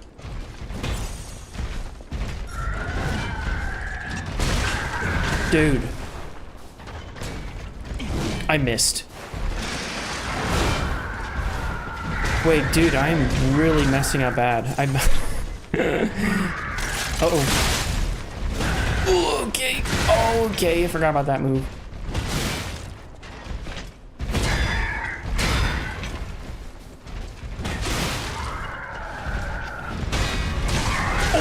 Oh, okay, okay. Huge. Dude. Oh my god. Okay, LBY, there we go. That's what I wanted.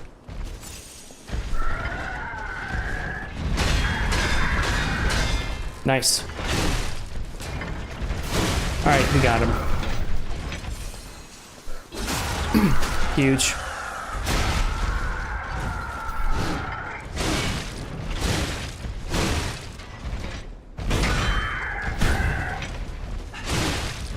Alright, he did. Big boy down. Nice.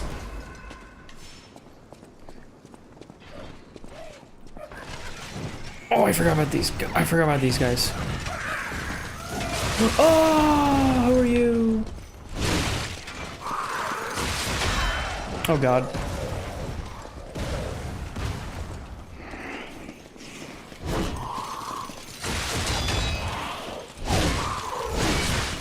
Oh my god, I gotta heal. This is actually crazy. What the f—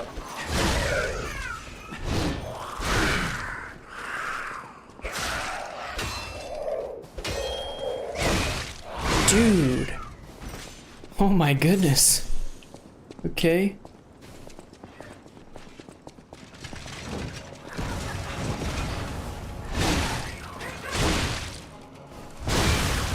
Nice.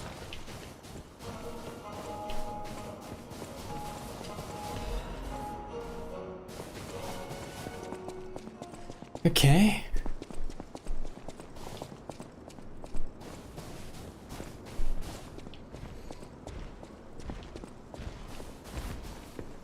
Oh, there's a big guy down there. Where did I come from? Which way did I come from? I can't remember which way I came from, chat. I think I came from that way. What you mean? I still have to go this way, huh?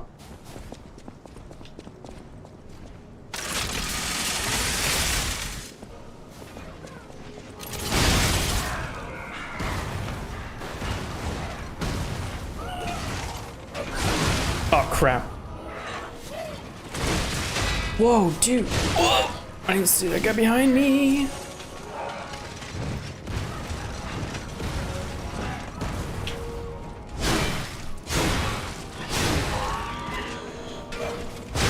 Nice.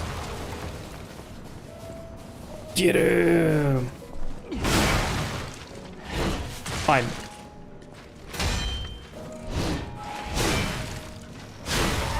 Nice. Need a carnival coin? Oh, I have a coin? When did I get that? Ooh, okay. Wait, did I miss another coin thing down? Oh, whatever. We'll just go in.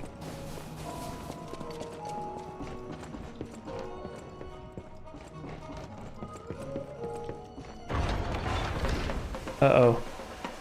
What's going on? Oh my goodness. It's one of these guys, huh? Oh, wow.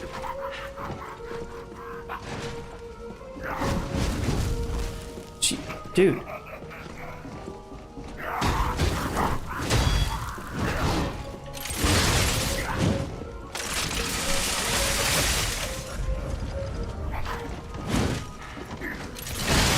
Nice.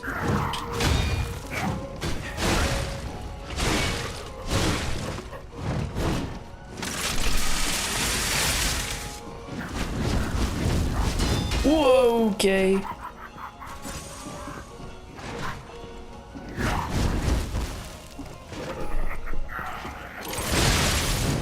Whoa. Oh god, oh god, oh god, oh god, oh god, oh god, oh god, oh god, oh god. Dude, stop breathing fire at me.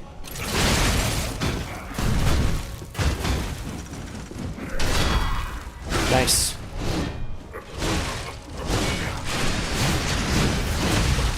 Bro, that didn't... Bro. Oh my... Drink.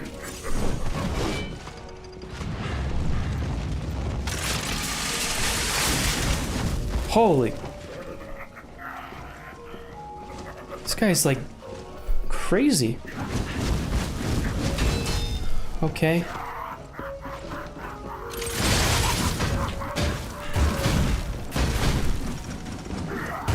Oh! God.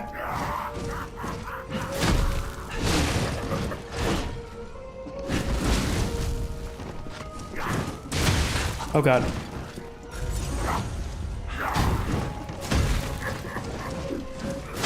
Oh, I ran. There we go. Dead. Oh, he's not dead yet. Oh my god. Die. Jesus. Whew. Oh my god, that guy was hard. Okay. I don't have any more healing left. That's not good. Oh, what do we got? What do we got?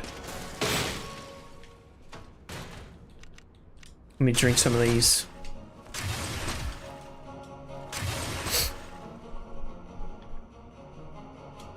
What's this? Ooh, wait, what?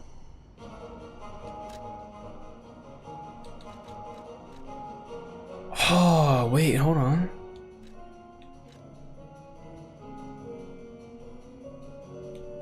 Oh, I'm gonna be heavy though. Crap.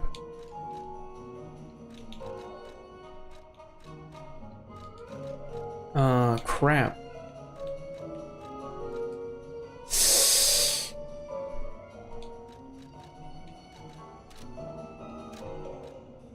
Oh well. We'll just disregard that for now, I guess. I might respec too, because I like this greatsword. I want to go for a great. I know there's like a greatsword in the new DLC. I'm kind of looking forward to getting that wherever that is.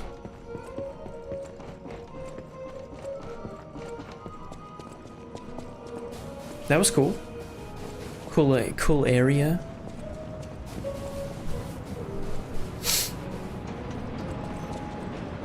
Okay. Oh, nice. Got in this thing. What are we going up here? What's up here? Is there something up here? Even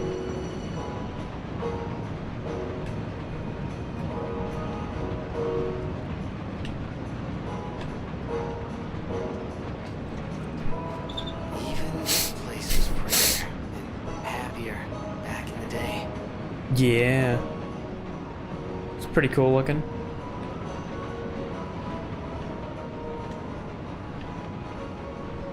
Oh, there's something crawling up there. Holy crap.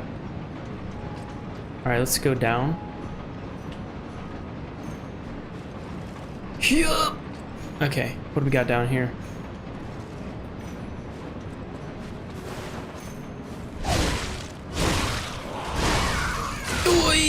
My weapon. Oh my god, wait. That's not good.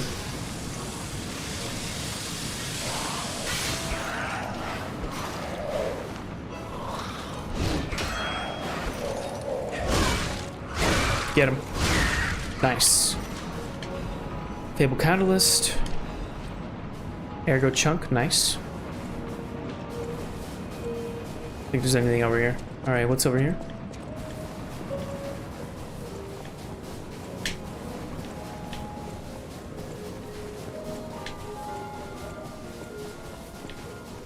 Okay, there's nothing over here, huh? There was a thing. If I go up the whatever that thing's called, the Ferris wheel again. There's a place up there. Hold on.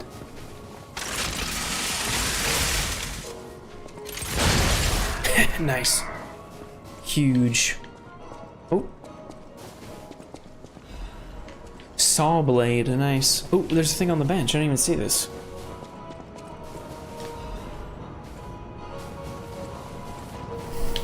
Nah, I don't. Oh. I need to get up. Oh, here we go. Here we go. Nice. Okay. Oh, there's a box over there. Wait, hold on. Oh my god. Dude, nice. Look at this. What's in here?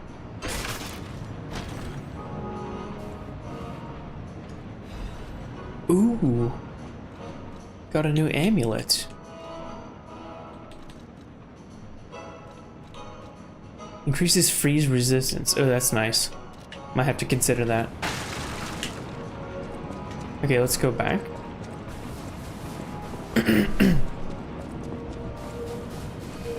We'll go back up to this area up top here.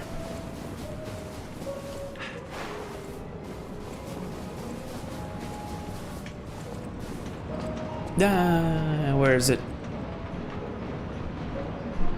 Oh, they did, huh? Oh, here we go. Here's our ride chat. Alright, let's go up here.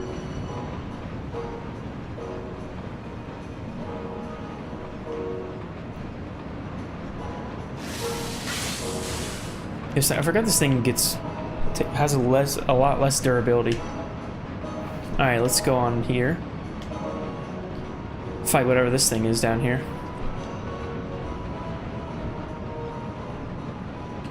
Some kind of crawling thing. There he is.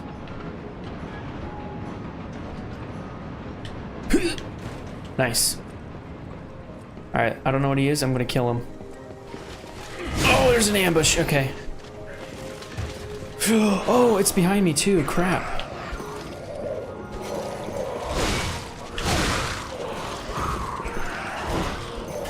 Oh, out of stamina. Oh my god, stamina.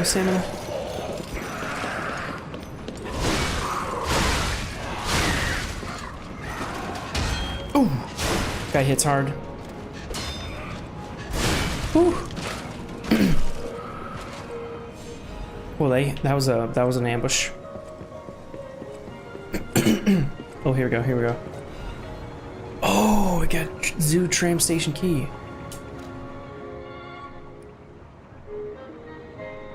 The monsters then reached downtown. Unfortunately, the staff member could not avoid his fate and breathed his last. Okay. Zoo tram station key.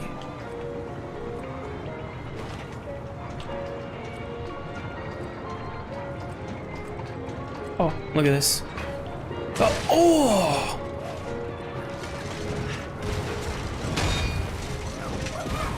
Dude, the horses, bro. Got wrecked. Got wrecked by horses. Okay. That was... Oh my god, stop! Holy crap. Ooh, we got a half moonstone. That's crazy. Oh my god. Nice. Cute. Oh my... Dude, the horses. Give me the bombs. Oh my god. Okay. Dude.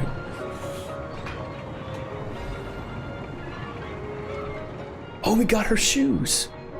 Lovely Peter comes to the shoes. They're perfectly sized for a small doll. It does not remember opens the asshole when a life is a dream, wish it exists by another. Once awake, though it may travel the world and may live life to the fullest. Okay, we got her shoes, I think, chat.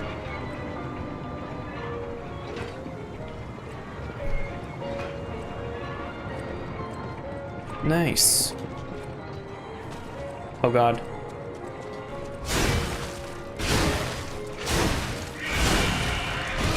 Nice. Brute force. Brute force, chat. Brute force. I messed up. I was... Dark Souls is press Y. We got a coin. Nice.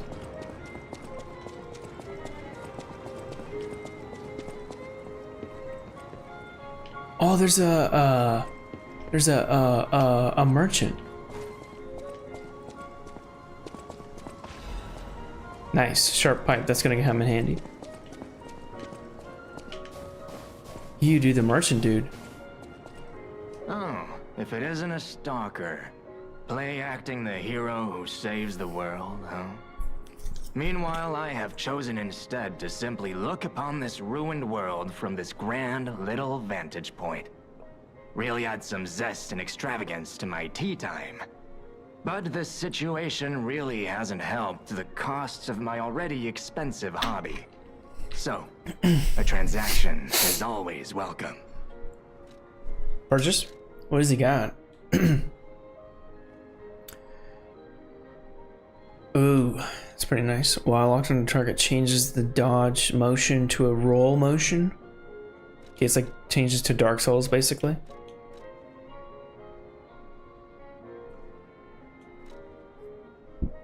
Ooh. Ooh, I'm gonna buy that key.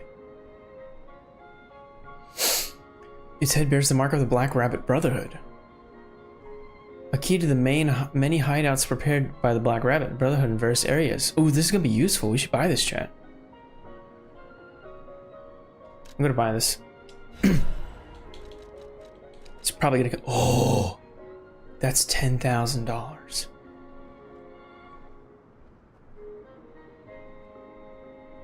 Well, we can listen on to it. We can listen to it on YouTube later. Okay, dude, that amulet though. Getting dirty with mine is sort of rolling to what's that gonna do though? Huh? Okay. Can we sell it? I don't need to sell anything probably. That is a key. Yes. Oh yeah. A key to one of the Black Rabbit Brotherhood's hideouts. I assume a member of the Brotherhood dropped it somewhere. But only a fool or a lunatic would loiter around one of their hideouts. But I killed them all in the main game, I think. It isn't pretty sure they're all dead. Well, actually. Yeah. Yo, we got the key, man. That's great. The stage is set. Now, be our guest. Step right up and do your best.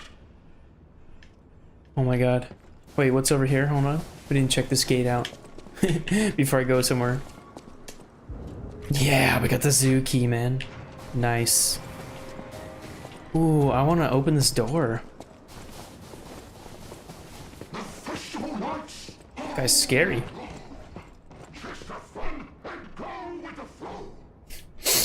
Can I open this door? Yes. Please tell me this. Oh my god.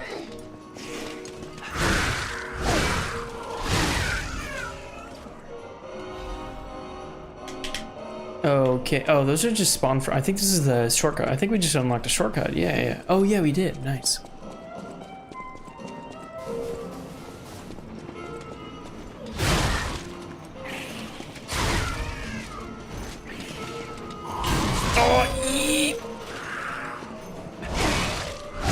Die. Okay. Nice. Can we... Oh, we can give her shoes. Hold on, chat. Yeah, we got the shortcut, dude. That's great. Can we level up first, though? Level up. Here we go. Stamina, for sure. Dude, I want to, like... I'm not gonna respec until I get another greatsword. I know there's a greatsword in the DLC. I'm not gonna respec until I know what that scales with. Okay, let's talk to her. I need my shoes to be free. I have your shoes. I will wait for you. Give her the red shoes. Oh, you found my shoes. Thank you. Rizora is so happy. Rizora. Oh, we got a cutscene. No, we don't. Never mind. GG. Now I can run. I can dance. I can go anywhere. I can go back to the Rose Estate. You gave me back my freedom. Wherever the heck that is. So here's a present for you. It's called Rizora's Treasure. No matter where I end up, I'll remember you.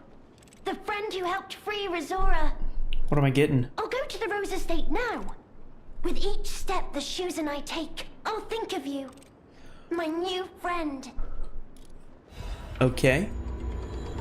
You feel warmth. A child's drawing that looks very old. Oh, we got a record, chat. Since you took my hand and my time began, I'll fly high and free into the world you gave me. The joy of yearning for someone embarking upon a journey after escaping the birdcage. Listrim, the song to sing when dancing at the world's end. No matter where I end up, I'll remember you. The friend who helped free Rizora. I'll go to the Rose Estate now. Oh, okay. We already exhausted the dialogue. Okay, that's cool. So I don't know what I felt. I don't know what that means. I'm feeling more emotions, chat. I'm feeling more emotions. Okay, so let's go to our shortcut.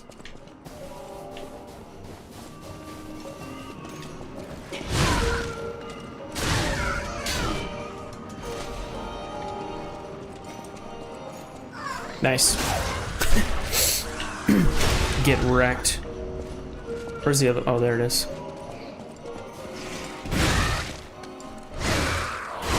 Nice. What did this guy want? Oh wait, hold on. Step right up and do your best. Dance moves? The festival lights are all up. How do I do emotes? Go with the flow. I know how to do them in Dark Souls. I forget how to do it in this game. Don't go back. That's the ticket. Land your best moves and really stick it. I need. Oh, cool. I got a coin. Here you go. Take it. No, ooh. Oh, whoa. That's huge. That is really good, chat. All right, let's go. We opened this gate too. Nice. We're moving along, chat. We're moving along. Smooth sailing. Missing persons poster. You saw it too, right? Whoa. The name reads Romeo. That's the puppet. Romeo, that's the king of puppets, isn't it? The legendary stalker's apprentice. No, never mind. Since we're back in the past, there's a chance we might run into him. So let's stay strong and carry on. Looking for the stalker Roman. Contact lost while investigating the zoo. Last seen wearing a black stalker uniform and a ring engraved with the letter R on his right hand.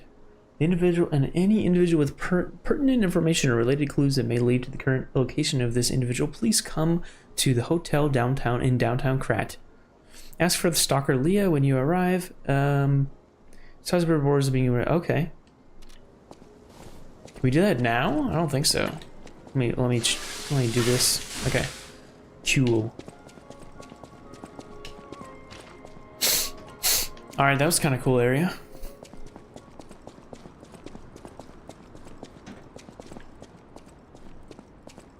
This is really suspect. I don't like how quiet it is.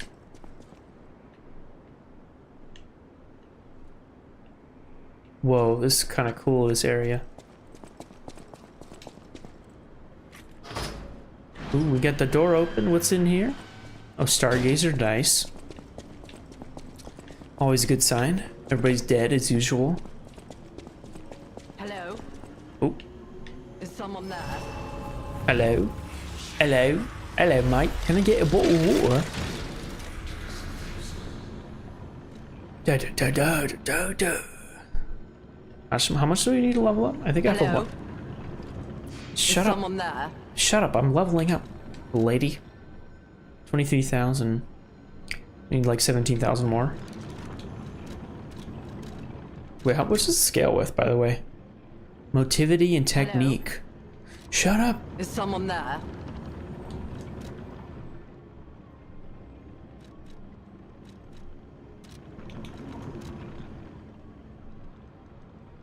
My motivity and technique is already really high. I need to get rid of advanced, though. I don't. Is someone there? If I'm gonna do a greatsword build, I'll probably need to get rid of that. I can use those points. What is capacity? Oh yeah, yeah. Dude, how do I? Can I respec in Liza P? Is that a thing? Hello? Is someone there?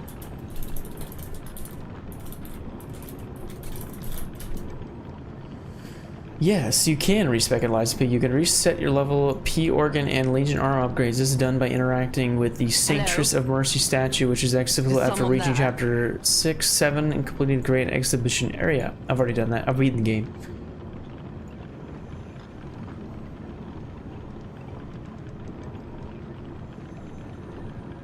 Hello? I don't want to respect the P organ and Legion armor. I just want to respect the character's level. If I could do that, that would be great. Okay, first of all, let's level up. I think I have a bunch of stuff. Hello? Is someone there?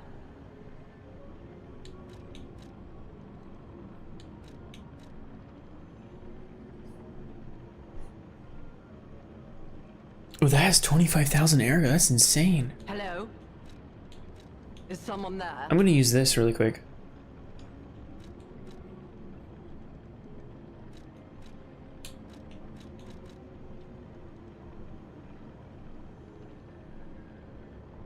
Hello? Alright, I have a bunch now. Let me level up. Shut up, dude. Definitely stamina. Gotta keep going with stamina. Advanced, I use that for my other build, which I'm not doing right now. 23,000? Someone there? I definitely don't have enough for that. Anyway, okay. Who's calling to me? Who is this? It's kind of dark, huh? Where's crap? Hello? Where's my lantern? Is someone there? Oh, here it is. Can't see shit. Give me that. Ooh. Wait, how much does that give? Oh, 6,000 plus 5,000? 11,000 plus 8? That's still not enough. Alright, dude, lady, where are you? I don't see where you are. Oh, there she is. Okay. Hello? Is someone there? Yeah, I'm here. Goddard the Blind Painter. Can you help an old blind lady? Oh, sure. This easel before me. It's not supposed to be empty, is it? Do you see a painting on the ground? Dude, lady, what are you doing It's here? mine. It's like ridden with Pick it dead up and bodies give and it to me. disease and crazy puppets and zombies. What are you doing here? Can you help an old... This easel before... Oh, shut up. Okay.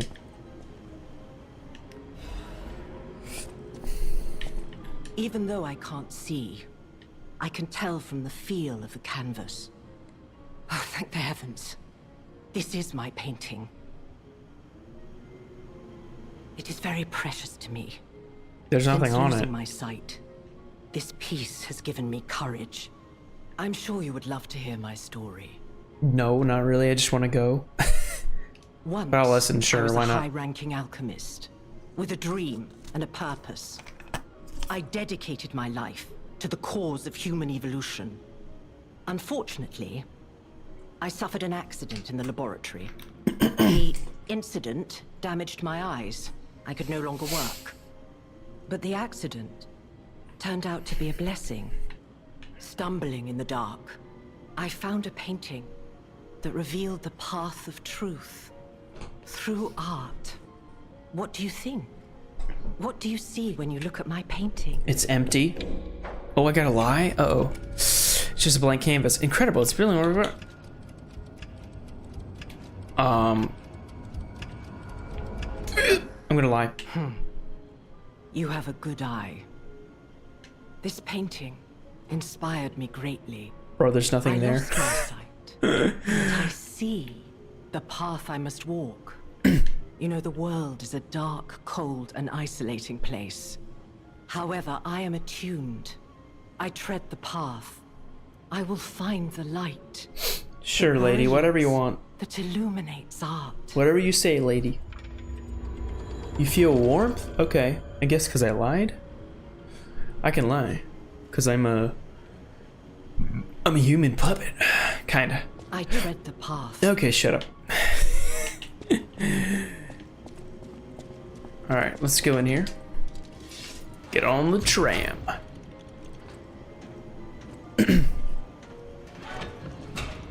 Da da da da da da da da. Good song, baby. Oh god, I hit the mic. Oops. My bad. Na na na na na. Da da da da da.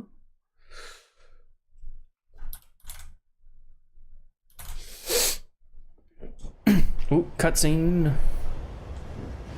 Oh, is this a Hotel Krat? What the heck?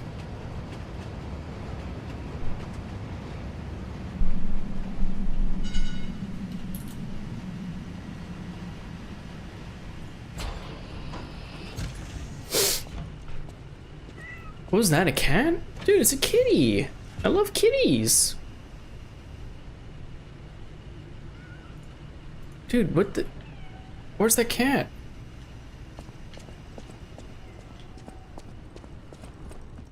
Oh, I'm in the... Oh, I can't take out my weapon. I'm in the hotel. This is like in the past, isn't it? What is happening?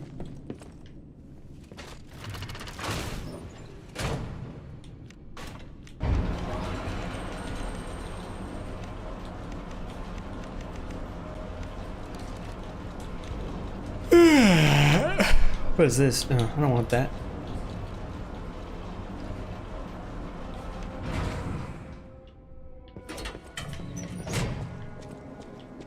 Hotel Krat. I know, I still can't believe it myself. This must be before the grand opening. Well, they're still making it, I guess. Huh, looks normal.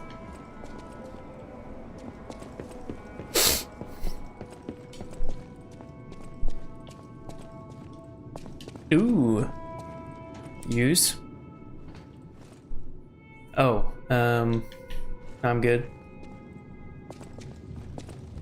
What's this?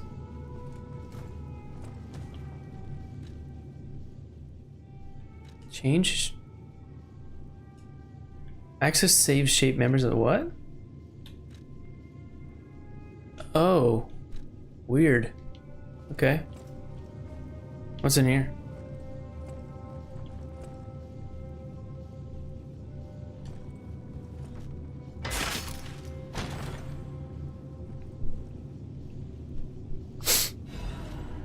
Ooh. quartz and an upgrade core. P organ upgrade core part. A key part is used to upgrade the P organ. Quartz can be used for the yeah. Okay. That's crazy, Drew. They want me to do this, I guess. Activate P organ. Oh. Oh, there's phase 6? Oh, we were okay.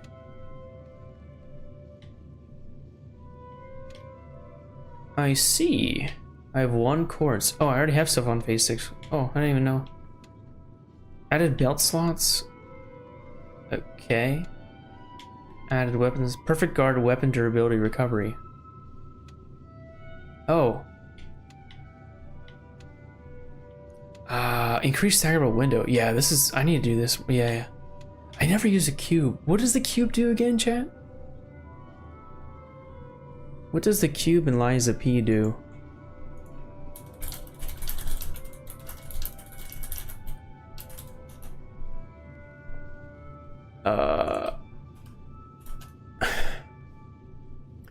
In Liza P, the cube is a consumable item that allows you to heal yourself or your specter, and it also allows you to keep your specter alive longer by healing them during combat. It consumes a wish stone each time it's used, and it recharges when you revive a visitor stargazer. Using wish stones from your storage, you can purchase... Okay, I've never used a cube before. Does anyone actually use the cube? Reddit? I tried once to heal myself and kicked my ass because it didn't... How much slower than... Oh, it must be really slow animation. Never mind then. Not worth. Ooh, and the Legion arm slot would be kind of cool.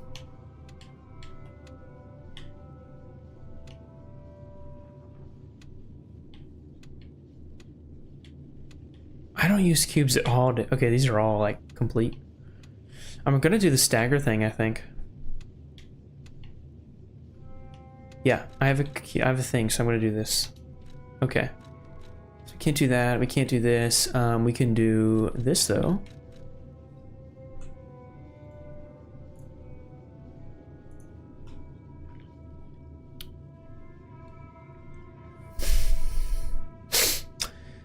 Lowers damage when discharged, lowers damage to charge attack and Fable Arts, lowers the damage received during charge attacks. Ooh, that's a good one though. Enhances resistance to special ailments, okay. Lowers the damage received when pulse cells are discharged.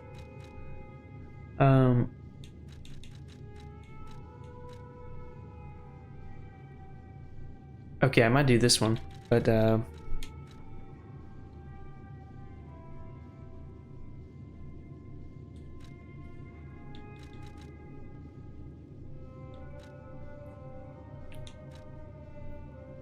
enhanced resistance would be nice though. Lowers the damage received while dodging.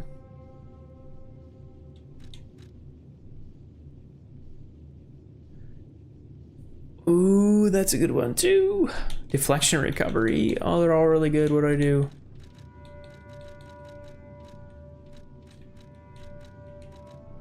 I think I might do this.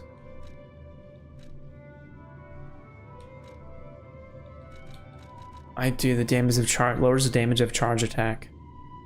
Because I might use that with the greatsword a lot. I'm gonna do that. Nice. Oh wait, whoa, we can upgrade P organ? I have never done this before. Was this new? Oh, wait, what? I'm very confused.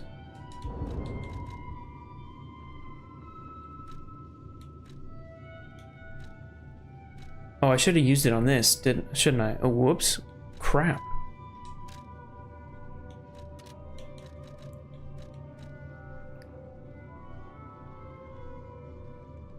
Oh, man, I kind of messed up, didn't I?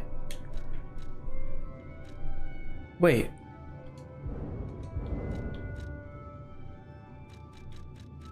What? I don't get what's the difference between this and P organ? I'm very confused what's going on here.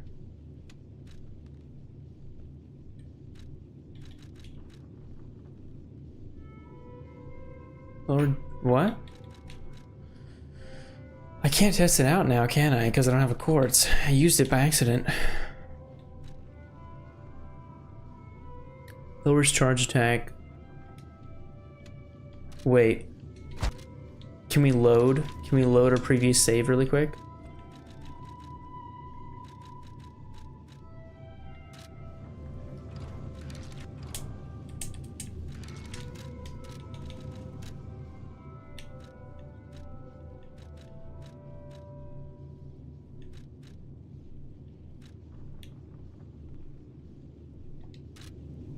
I don't think we can. Maybe.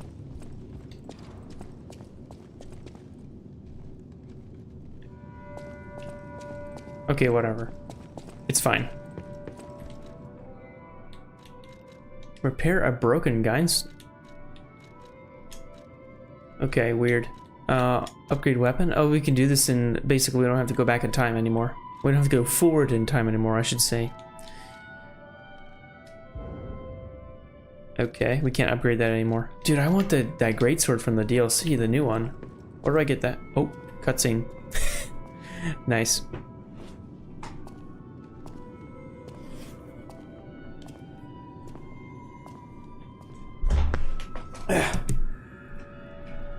Eventide, Hotel Krat, snowy day. Need to adjust my chair. Okay.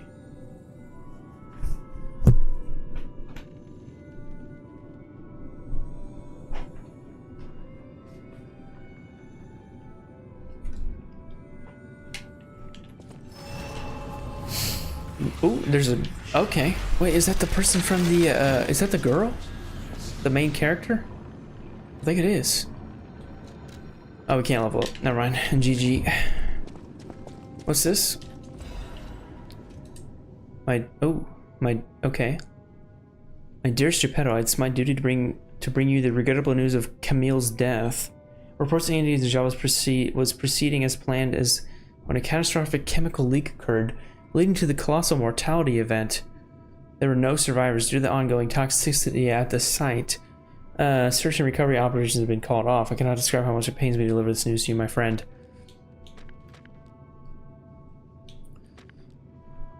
Camille shone brightly with the light of genius. All of Krat have lost a brilliant star. Who is Camille?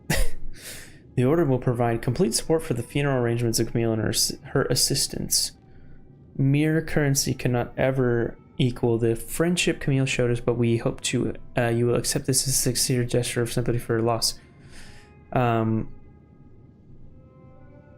May trust and friendship be between the workship and the Order of never falter. Respectfully, Valentinus Monad, Chief Alchemist of the Isle. Okay. Weird. Oh, we could play the record, chat. Check this out. What did we just get? Oh, here's the new one. Lyrism. Let's check it out. We gotta get a copyright claim. Ooh.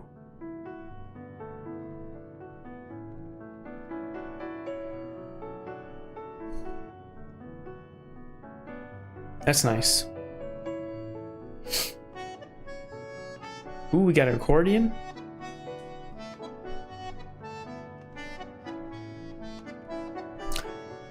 Ooh, I like this. We got a chorus.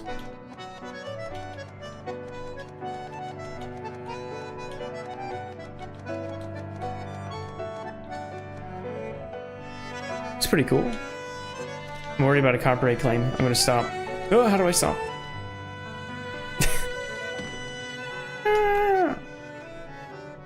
Stop. Okay. I'm worried about a copyright claim. I don't know if it's gonna get me. Hello? Who are you? Let me look around first before I talk to that guy. Oh my god, there's another dude here. What the heck?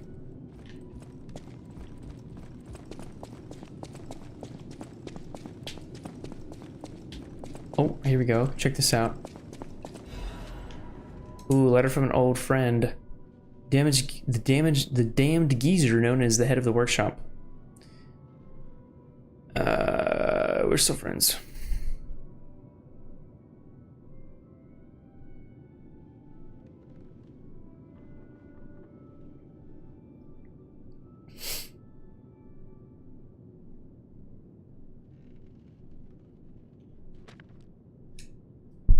Oops. Carlo, that's me. It says Carlo.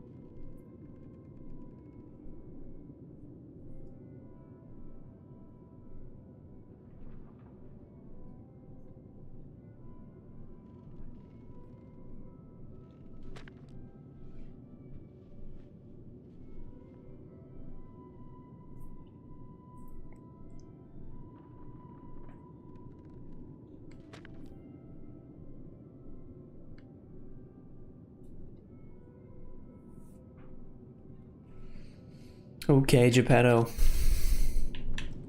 He's my dad. He's my daddy. Daddy Geppetto, oh yeah. Sorry. Who are you?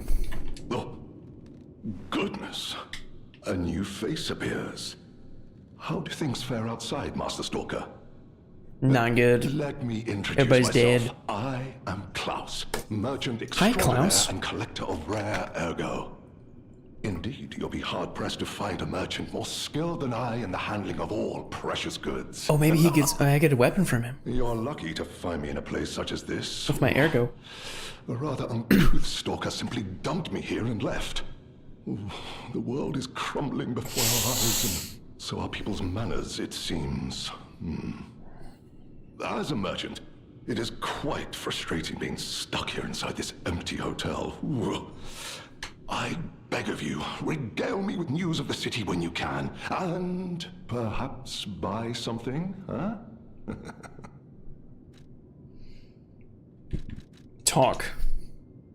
What do you do? Collecting is my passion. I especially love watches, but as a merchant, I deal solely in rare artifacts.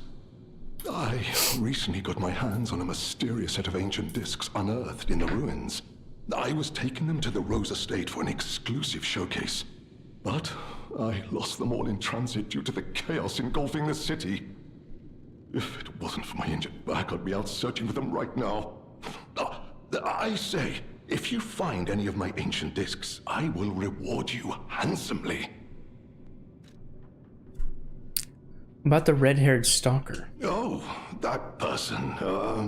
I heard her called the legendary stalker. Well, she certainly lives up to the name. When she rescued me at the zoo, she had no trouble hoisting my hefty body and tossing me about without so much as a grunt of effort. Dang. She muttered something about searching for her apprentice in a laboratory, but she was so on edge that I pressed no further. Still, I must say it is not unreasonable to expect better treatment and a friendlier demeanor from your rescuer. What year? Yeah, what year is it, dude? I'm sorry, you want to know the year? I don't understand the question. Rob lost in time. You must be referring to the swirling rumors about an era of calamity coming due to the worsening situation with the petrification disease. Let's see, what other news? I hear the opening of the grand exhibition will be cancelled. Also, whispered voices say the alchemists lost something. What that might be, though, I cannot say. Besides that, nothing else significant comes to mind. What about the puppet frenzy? Excuse me? About the Rose Estate. The Rose Estate was my original destination. Many notable people fled there due to the petrification disease. Not to boast, but I am a rather famous merchant. Never heard of you. I had received an invitation to the estate, and I was on my way there when I became engulfed by chaos. I should make my way to the estate, but my back pain, oh. I'm glad the legendary stalker rescued me, and it was an honor. though I'd wish she'd Bro, he's got been back pain gentler. because he's fat. I cannot sit or lie down. Oh, do you know how terribly inconvenient that is? Oh. Yeah, your blood must be pulling in your feet a lot, buddy. All right, let's ask for something else. Trade ancient discs. Do I have? Wait, do I seriously? Wait, do I actually have something? Oh, I can buy this? Can I actually buy this?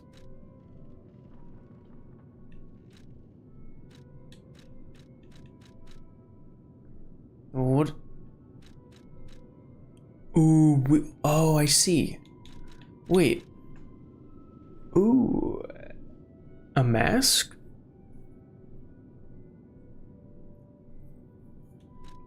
What is that? Okay, I'd rather take a quartz, to be honest. But, hold on. Trade rare air. Oh, yes. Oh my god, wait, what? Oh, I already got rid of this one, I forgot. Oh well. Ooh, nameless puppet. Is that a greatsword? No, it's not. Okay. What is... Oh, we got... Okay.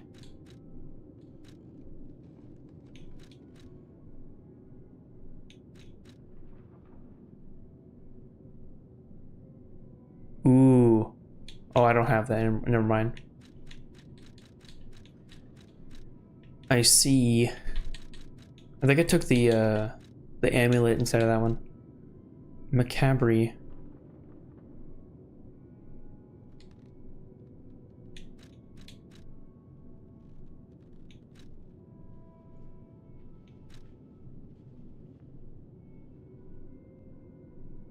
That would be great if that included freeze. Yeah, this one is OP. I'm glad I got that. Oh. Did they actually respawn to me? That's funny.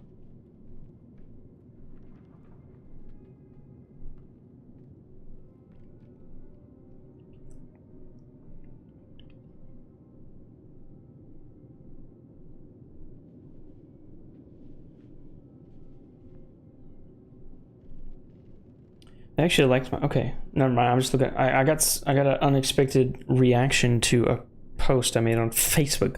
By the way, chat, I still use Facebook. Yes, I'm old. Don't judge me. That's pretty nice. It enables dodging when low stamina. That's really OP. I can't have the thing though.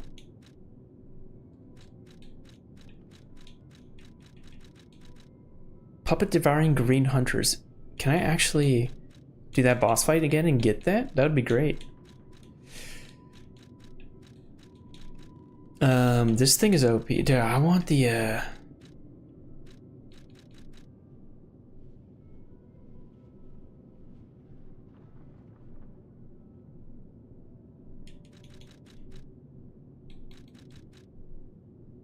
Huh. Okay, anyway.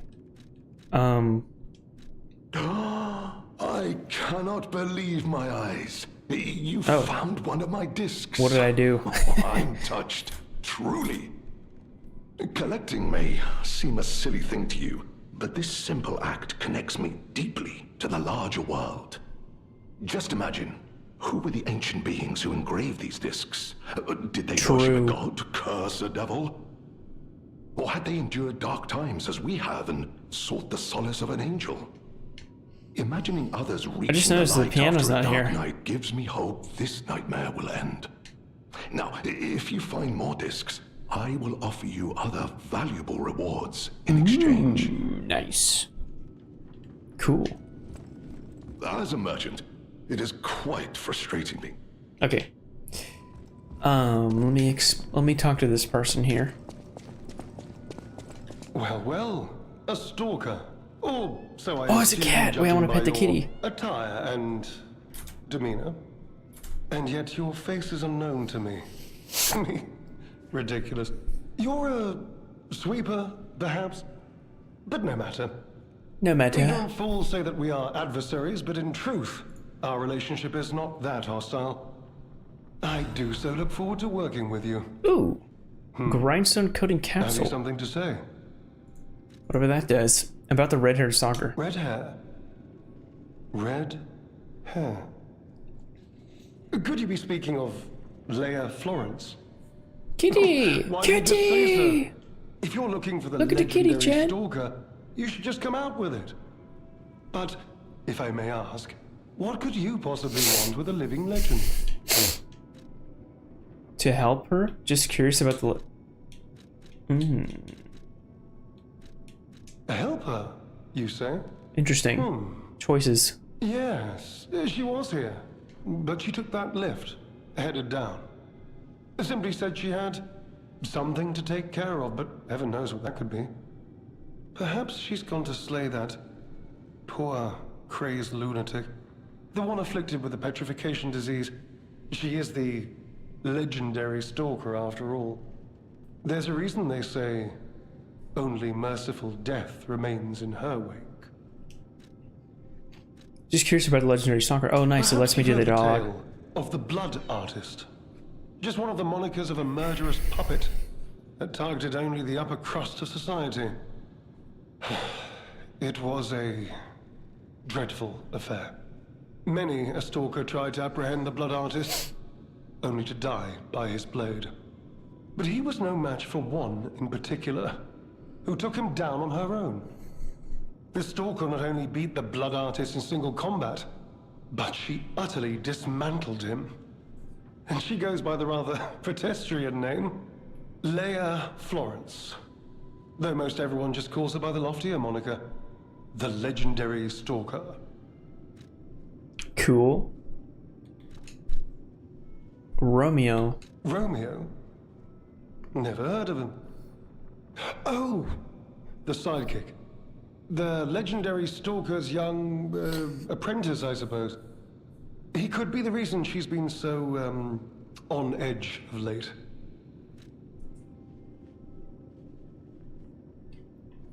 What year it is? I beg your pardon? What year is it? Are you under the influence of some strange medication? You on drugs? You may well want to study the provenance of your petrification cure. A word to the wise. Don't trust any medicine that an alchemist doesn't hand to you personally. The Monad Charity House. You've heard of the Rose Estate? That's where you'll find your Gotta go to cure. the Rose Estate chat. Klaus. Who's that? Klaus. He's right out. We just talked to him. Klaus. No, not ringing a bell. Dude, this guy doesn't know Who's he shit. supposed to be? Oh, perhaps you mean the merchant the legendary stalker unceremoniously tossed aside as she waltzed through here. He's said to handle rare ergo and other precious pieces. A real expert, supposedly. Not that I know or ever meet personally with such merchants.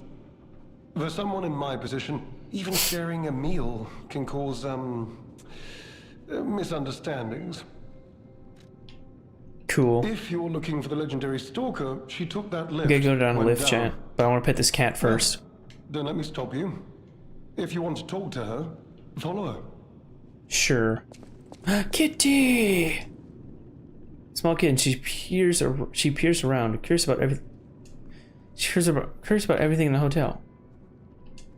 Can I pet her? Oh, I can't pet the kitty, Chad. The kitty. Oh, it's cute kitty. Yes.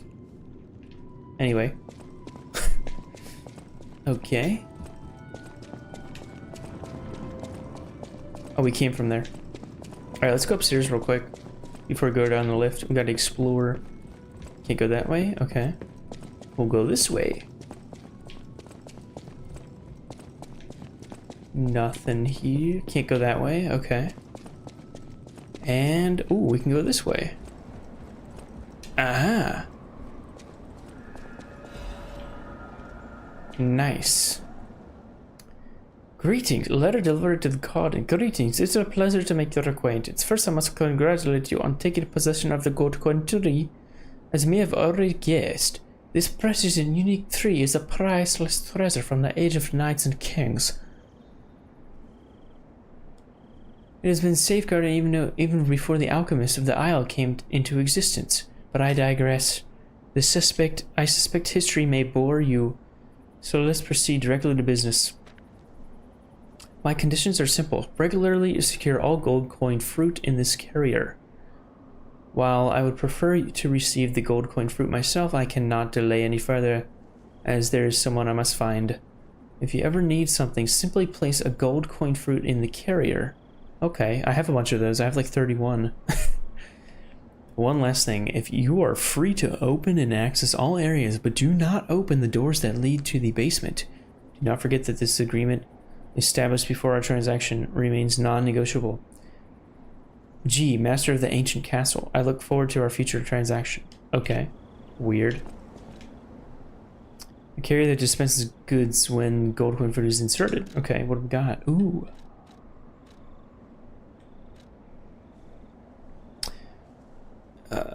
Oh, yeah, that's... Okay, I have a ton of golden fruit, dude.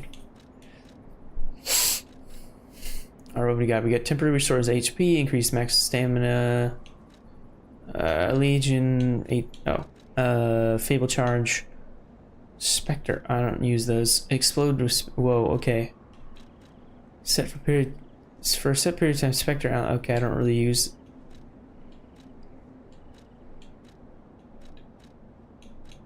I don't use Spectres at all. I might use this one sometime though. That'd be nice. Okay. Cool. Said don't open the doors of the basement. Oh, we can pick the gold. Nice. Nice, we just got 8 of those things, dude. Oh, what is this? Oh, this is where you respec, dude.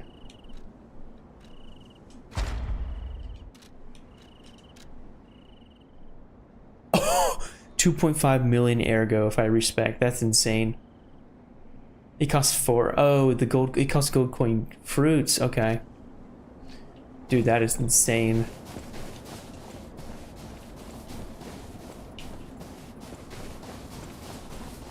What's over here? This is Black River Brotherhood, isn't it? Yes. Dude, this is awesome. I'm glad we got the key. Okay. Weird.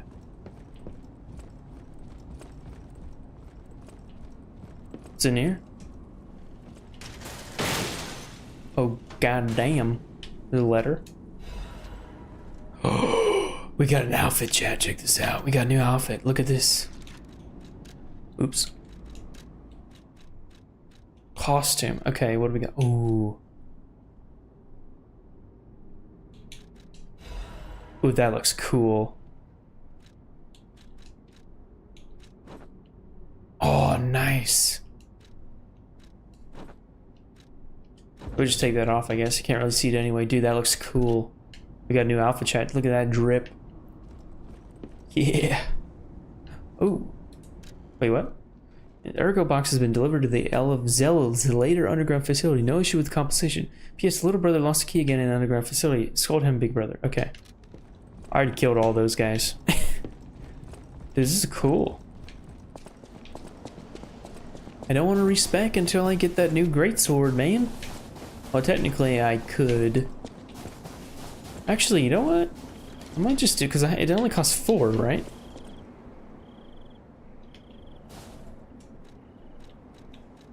What's this? What is this?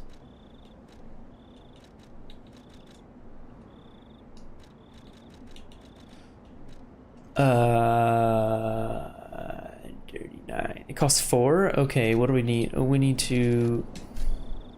Maybe we should just do this. Hold on, wait, let me just... Was there anything over here really quick? Nah, okay. Chat, let us build a new... Let's do a new build for this greatsword, because I like using this.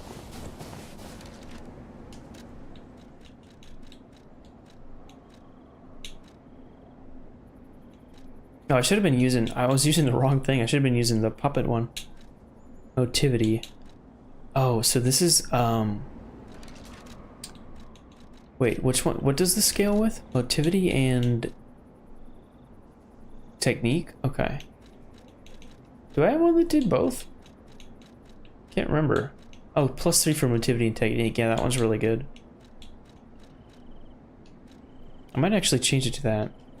We'll lose 3 for motivity though. But that's okay. Puppets.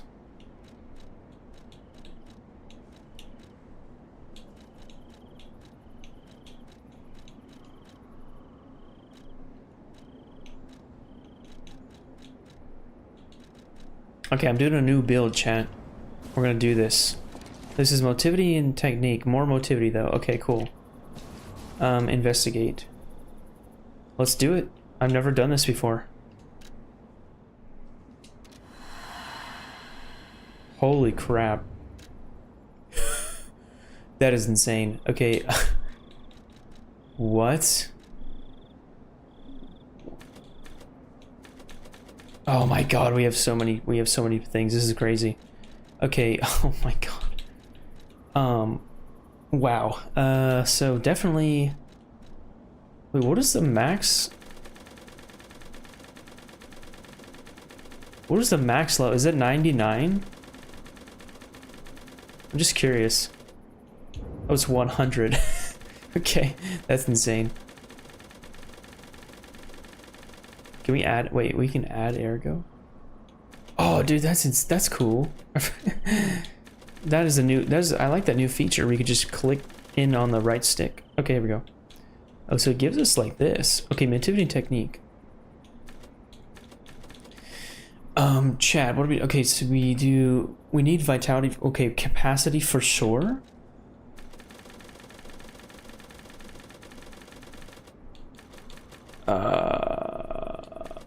Oh wait. Oh my god. Okay, what was it at? I don't remember what it was at before. Shit. Let's try. I need to be like quick. Let me just try 20 first.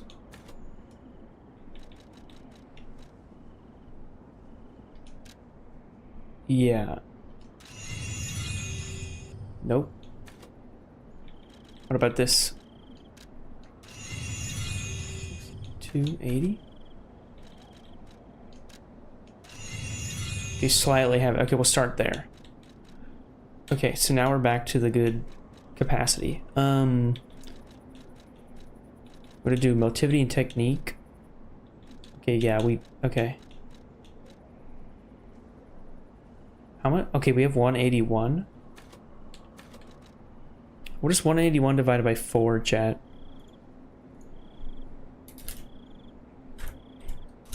$45. About 45.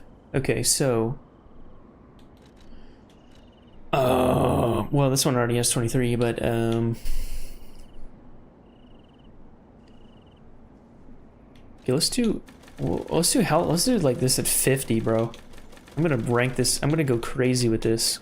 Let's put both of these at 50. This was definitely not at 50 before. I know that. Neither was health. Motivity, maybe 50.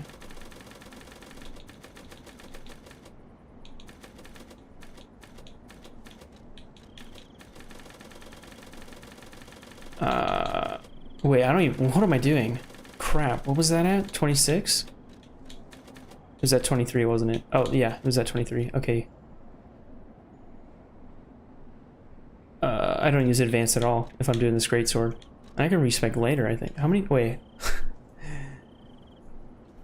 How many times can you respec in Lies of P? Just being sure. There's no limit. This costs more each time.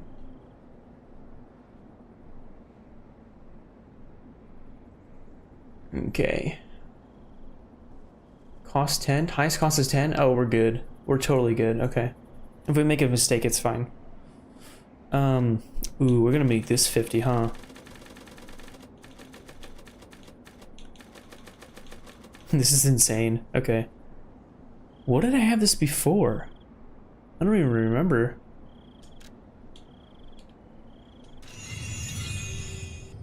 $15 more? Okay.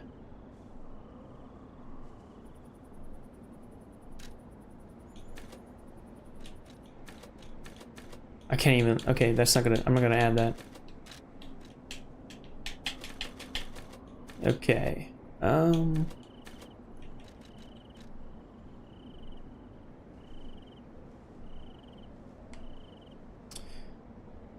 okay, maybe put this at 50. Oh, we can't. Wait, no, it doesn't matter. Wait, hold on. What am I doing? What am I doing? I'm an idiot. 24? Wait, what percentage is gonna get... Wait, hold on. I'm making a huge mistake here. Oh, I have so much health. That's crazy. Okay, wait. What am I doing?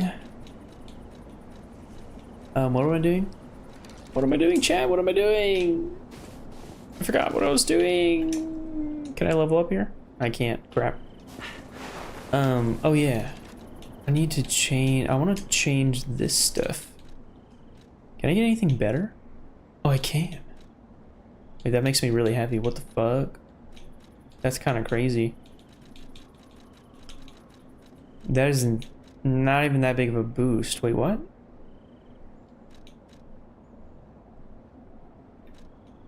Oh. Well, I'm gonna put it on. Ooh, holy crap. Okay. That is... Okay, that's really good.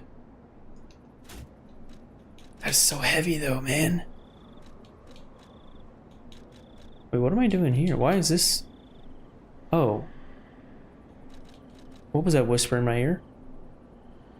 Okay, we got strike damage reduction rate. Strike, pierce, and slash. I think we'll just keep it that. Dude, what is breathing? Something is breathing and it's insane. Okay, how much can we actually, like...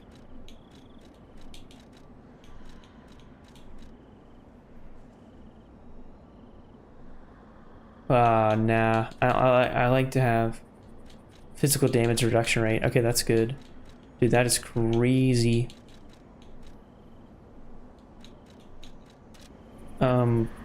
Okay. Oh, crap. Oh my god, I'm so slow. Oh my... Oh, Lord have mercy. This is gonna take forever. Can I jump? Please, let me run. It won't let me run. God damn. Okay, wait, let me just put this on really quick. So I can run. Oh god, I'm so slow. Look at that fat rolling. GG. Okay, I just need to get back to the Stargazer. I can level up. Oh shit, wait, what is that? What the heck is this? I'm not gonna say yet. I don't want to trigger anything. Okay, level up. Bruh. Okay, let me put that back on. How much do I... Oh my god, that's really... That is insane. The boost on that. I need this.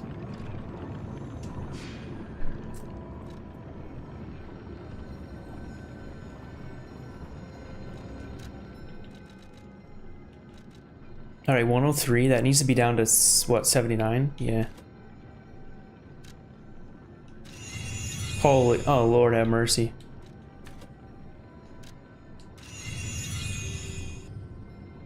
Six 94.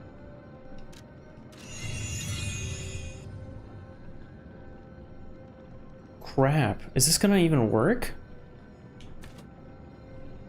Can I actually do this? Oh man, this is really cutting it close, isn't it? Oh, I might be able to do this. Oh my god, we're just barely. Oh Lord have mercy. One more. Dude, we got to equip this shit. Yeah. Oh my god, yes. And we still have, we can still level up something else. That is crazy. Chat, did we level up, God, that doesn't do anything. Better do health, huh? What about motivity?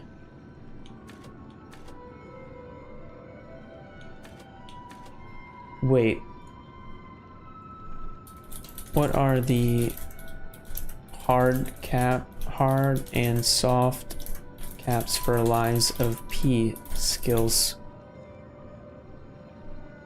Lies of P, there are no definitive hard caps for several. Soft caps return dimension to be around 40 to 60. Okay. Maybe I went overboard. Wait, can be pushed to 40 before it returns less. Okay. Vigor. Some players suggest around 30 is good. Some players stamina. Well, whatever. I'm at 50 because I can.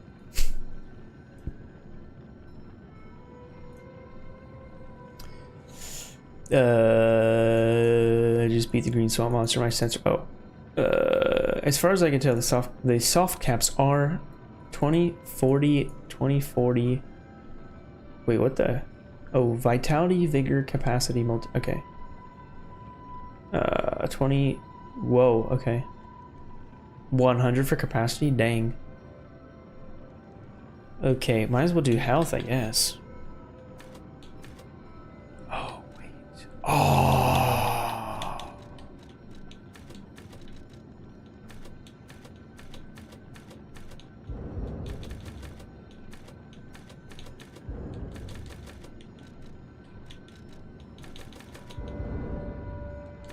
I think I just lost a lot of damage with the with the Legion. I didn't even realize that. Crap.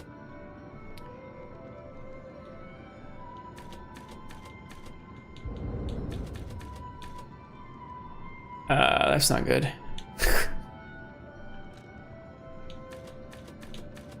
I might put the rest in Legion, to be honest. Or what is health gonna do?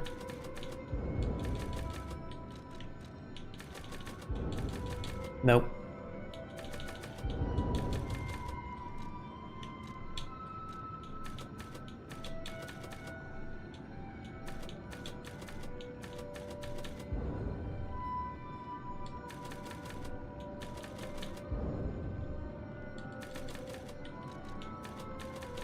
I might just put, I might put the rest in advance, why not? I guess. Sure. I don't know what I'm doing. I could do it again later. Screw it. Alright, cool. Alright, let's sit down in this chair. Oh, we gotta trigger something. Dude, we are so OP powered now. The kitty! Chat, the kitty! So cute. Ow. Love cats. I like dogs too. I like both. That was nice. Can I get up? Okay. Thought I was stuck there forever. Alright, this would be insane now. I don't know if that's better or not. I think it is.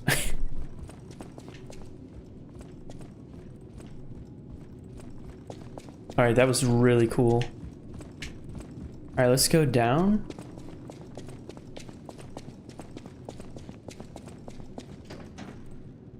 Nice. Going down the earlier round. Heck yeah. Alright, where are we going, chat? Where are we going? I have no idea. I just respect the shit out of my character. I'm OP as fuck. Where are we? What's the situation? I have no idea. Oh, Zill. Okay, I see. What's in here?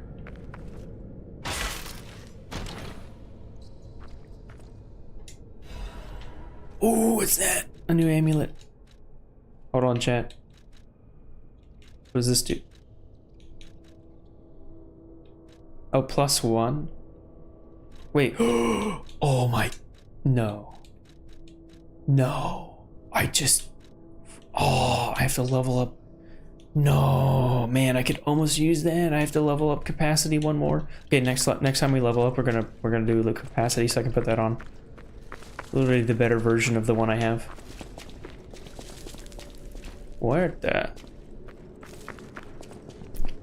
Is there a Stargate? Oh crap! I hit the mic. Is there a Stargate around here? Ooh, nice. Open sesame. Oh, yeah. Okay. Nice. Oh, that fog, that does not look good down there. Oh, that is freeze, man. That is actually a lot of freeze. What the heck? I want to test out my weapon. My new weapon. Oh my god, how do I get over there? Oh, I forgot I could jump. I totally forgot you could jump. Oh, I forgot I have to... No, I need another key. Oh. Wait, can I put... Okay, never mind. Ooh, nice. Okay. Okay, I don't... Did you hear that? What was that? Could that be Leia? No one in our time knows how she disappeared or how she died. Even if she died. I can't go over here, right? Here's hoping it's got nothing to do with this deeply disturbing alchemist facility, at least. Yeah, I didn't think so. Ooh, I want to go in there, but I can't, so we gotta go this way. Oh god, don't fall. Whew.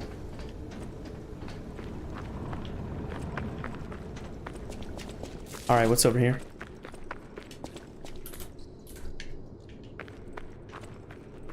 First enemy chat, here we go. No, this is a trap. This is a trap for sure. Oh! You just got wrecked. My shotgun's still... This shotgun is OP, bro.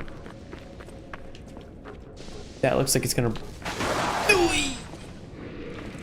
I missed. Here we go. Oh, that's a big boy over there. Wait, am I... Oh, nice. Okay, I'm doing really good. The weapon thing is nice. Okay, what do we got? Alright, that looks like a trap, dude.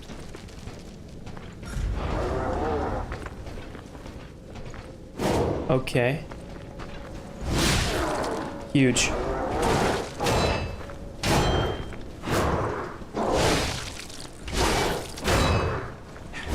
Big. Nice. Oh my god. Huge. Huge. Oh my god. Wait, no, drink. What are you doing? Nice. Dude, this thing is OP. I have the greatsword build now. This is good. I do so much damage, dude. This is... Okay. This is a trap. That is so a trap, dude. That is insane. Hey.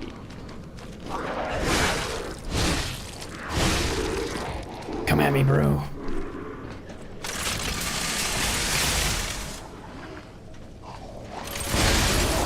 Nice. Dude, that took off half his health. Holy crap.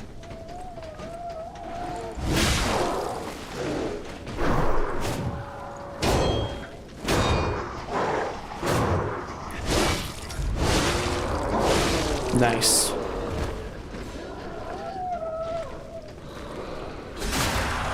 Huge.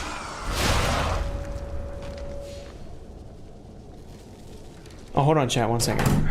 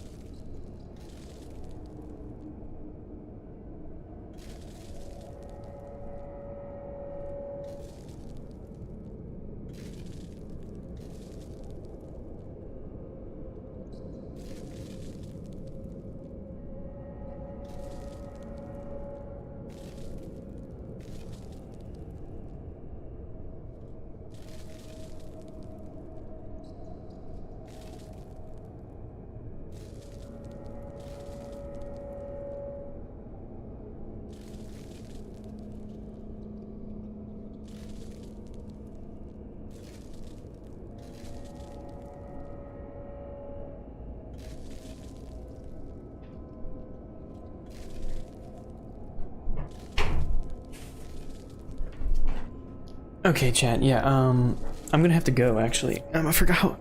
I was having so much fun. I forgot what the time was. But yeah. Let me. Where? I just want to get it. I'm gonna go back to the Stargazer. So I can stop. Oh, wait, let me get this really quick. Nice.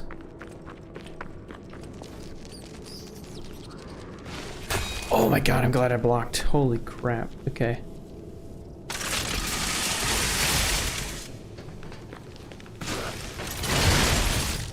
Nice. Let me, Oh, you... Wow. That was insane. Oh my god, oh my god, oh my god, no! Where's he hitting me from? Oh, there he is, there he is. Bruh. Holy crap, wait. Oh my god. Oh my god, wait. Let me just clear this area really quick. Nice. Oh my god. Oh my god. Okay, I think it's cleared. I just gotta go up this way. Oh yeah. Okay. Nice. Oh, that's nice. Okay, let's unlock the shortcut. Huge. Pretty sure I don't think there... Oh, did I miss something down there? Wait, I don't know if I missed something. Crap. I did get the shortcut, that's good. Let me just go check really quick. Okay. Nope. Did I come from that way? Yes. Okay, okay. Alright, let me go save and we can quit. I gotta go. This is really fun though. God, I love this game. God, I wanna see what's over there, but I gotta go. Lord have mercy, we did get the shortcut, which is really good. Can we like level up though? That's the question.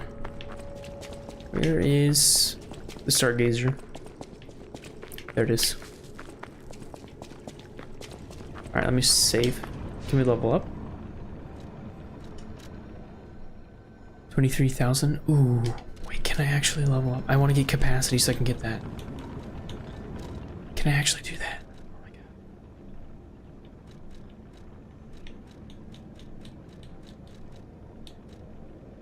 Oh.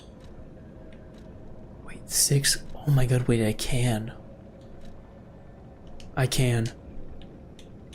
Wait, I can. Hold on. I think I can.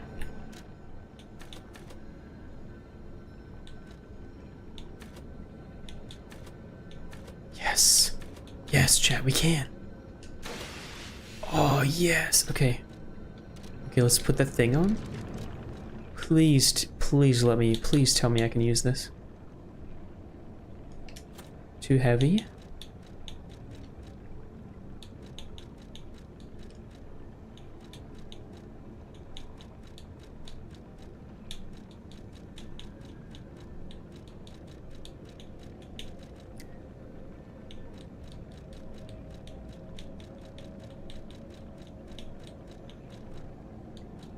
Oh, I should actually put that on for this area.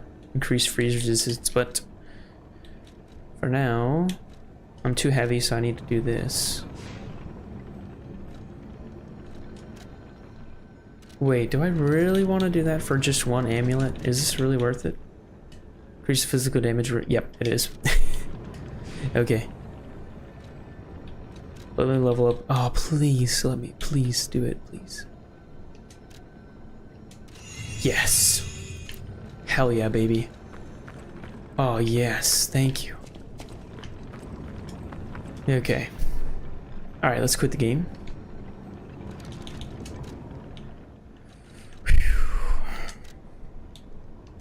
Oh, good stream, chat. We did a YouTube watch party and we did Lies P. Nice. Alright, chat, I'm gonna go. Thank you for joining. See you later. Bye.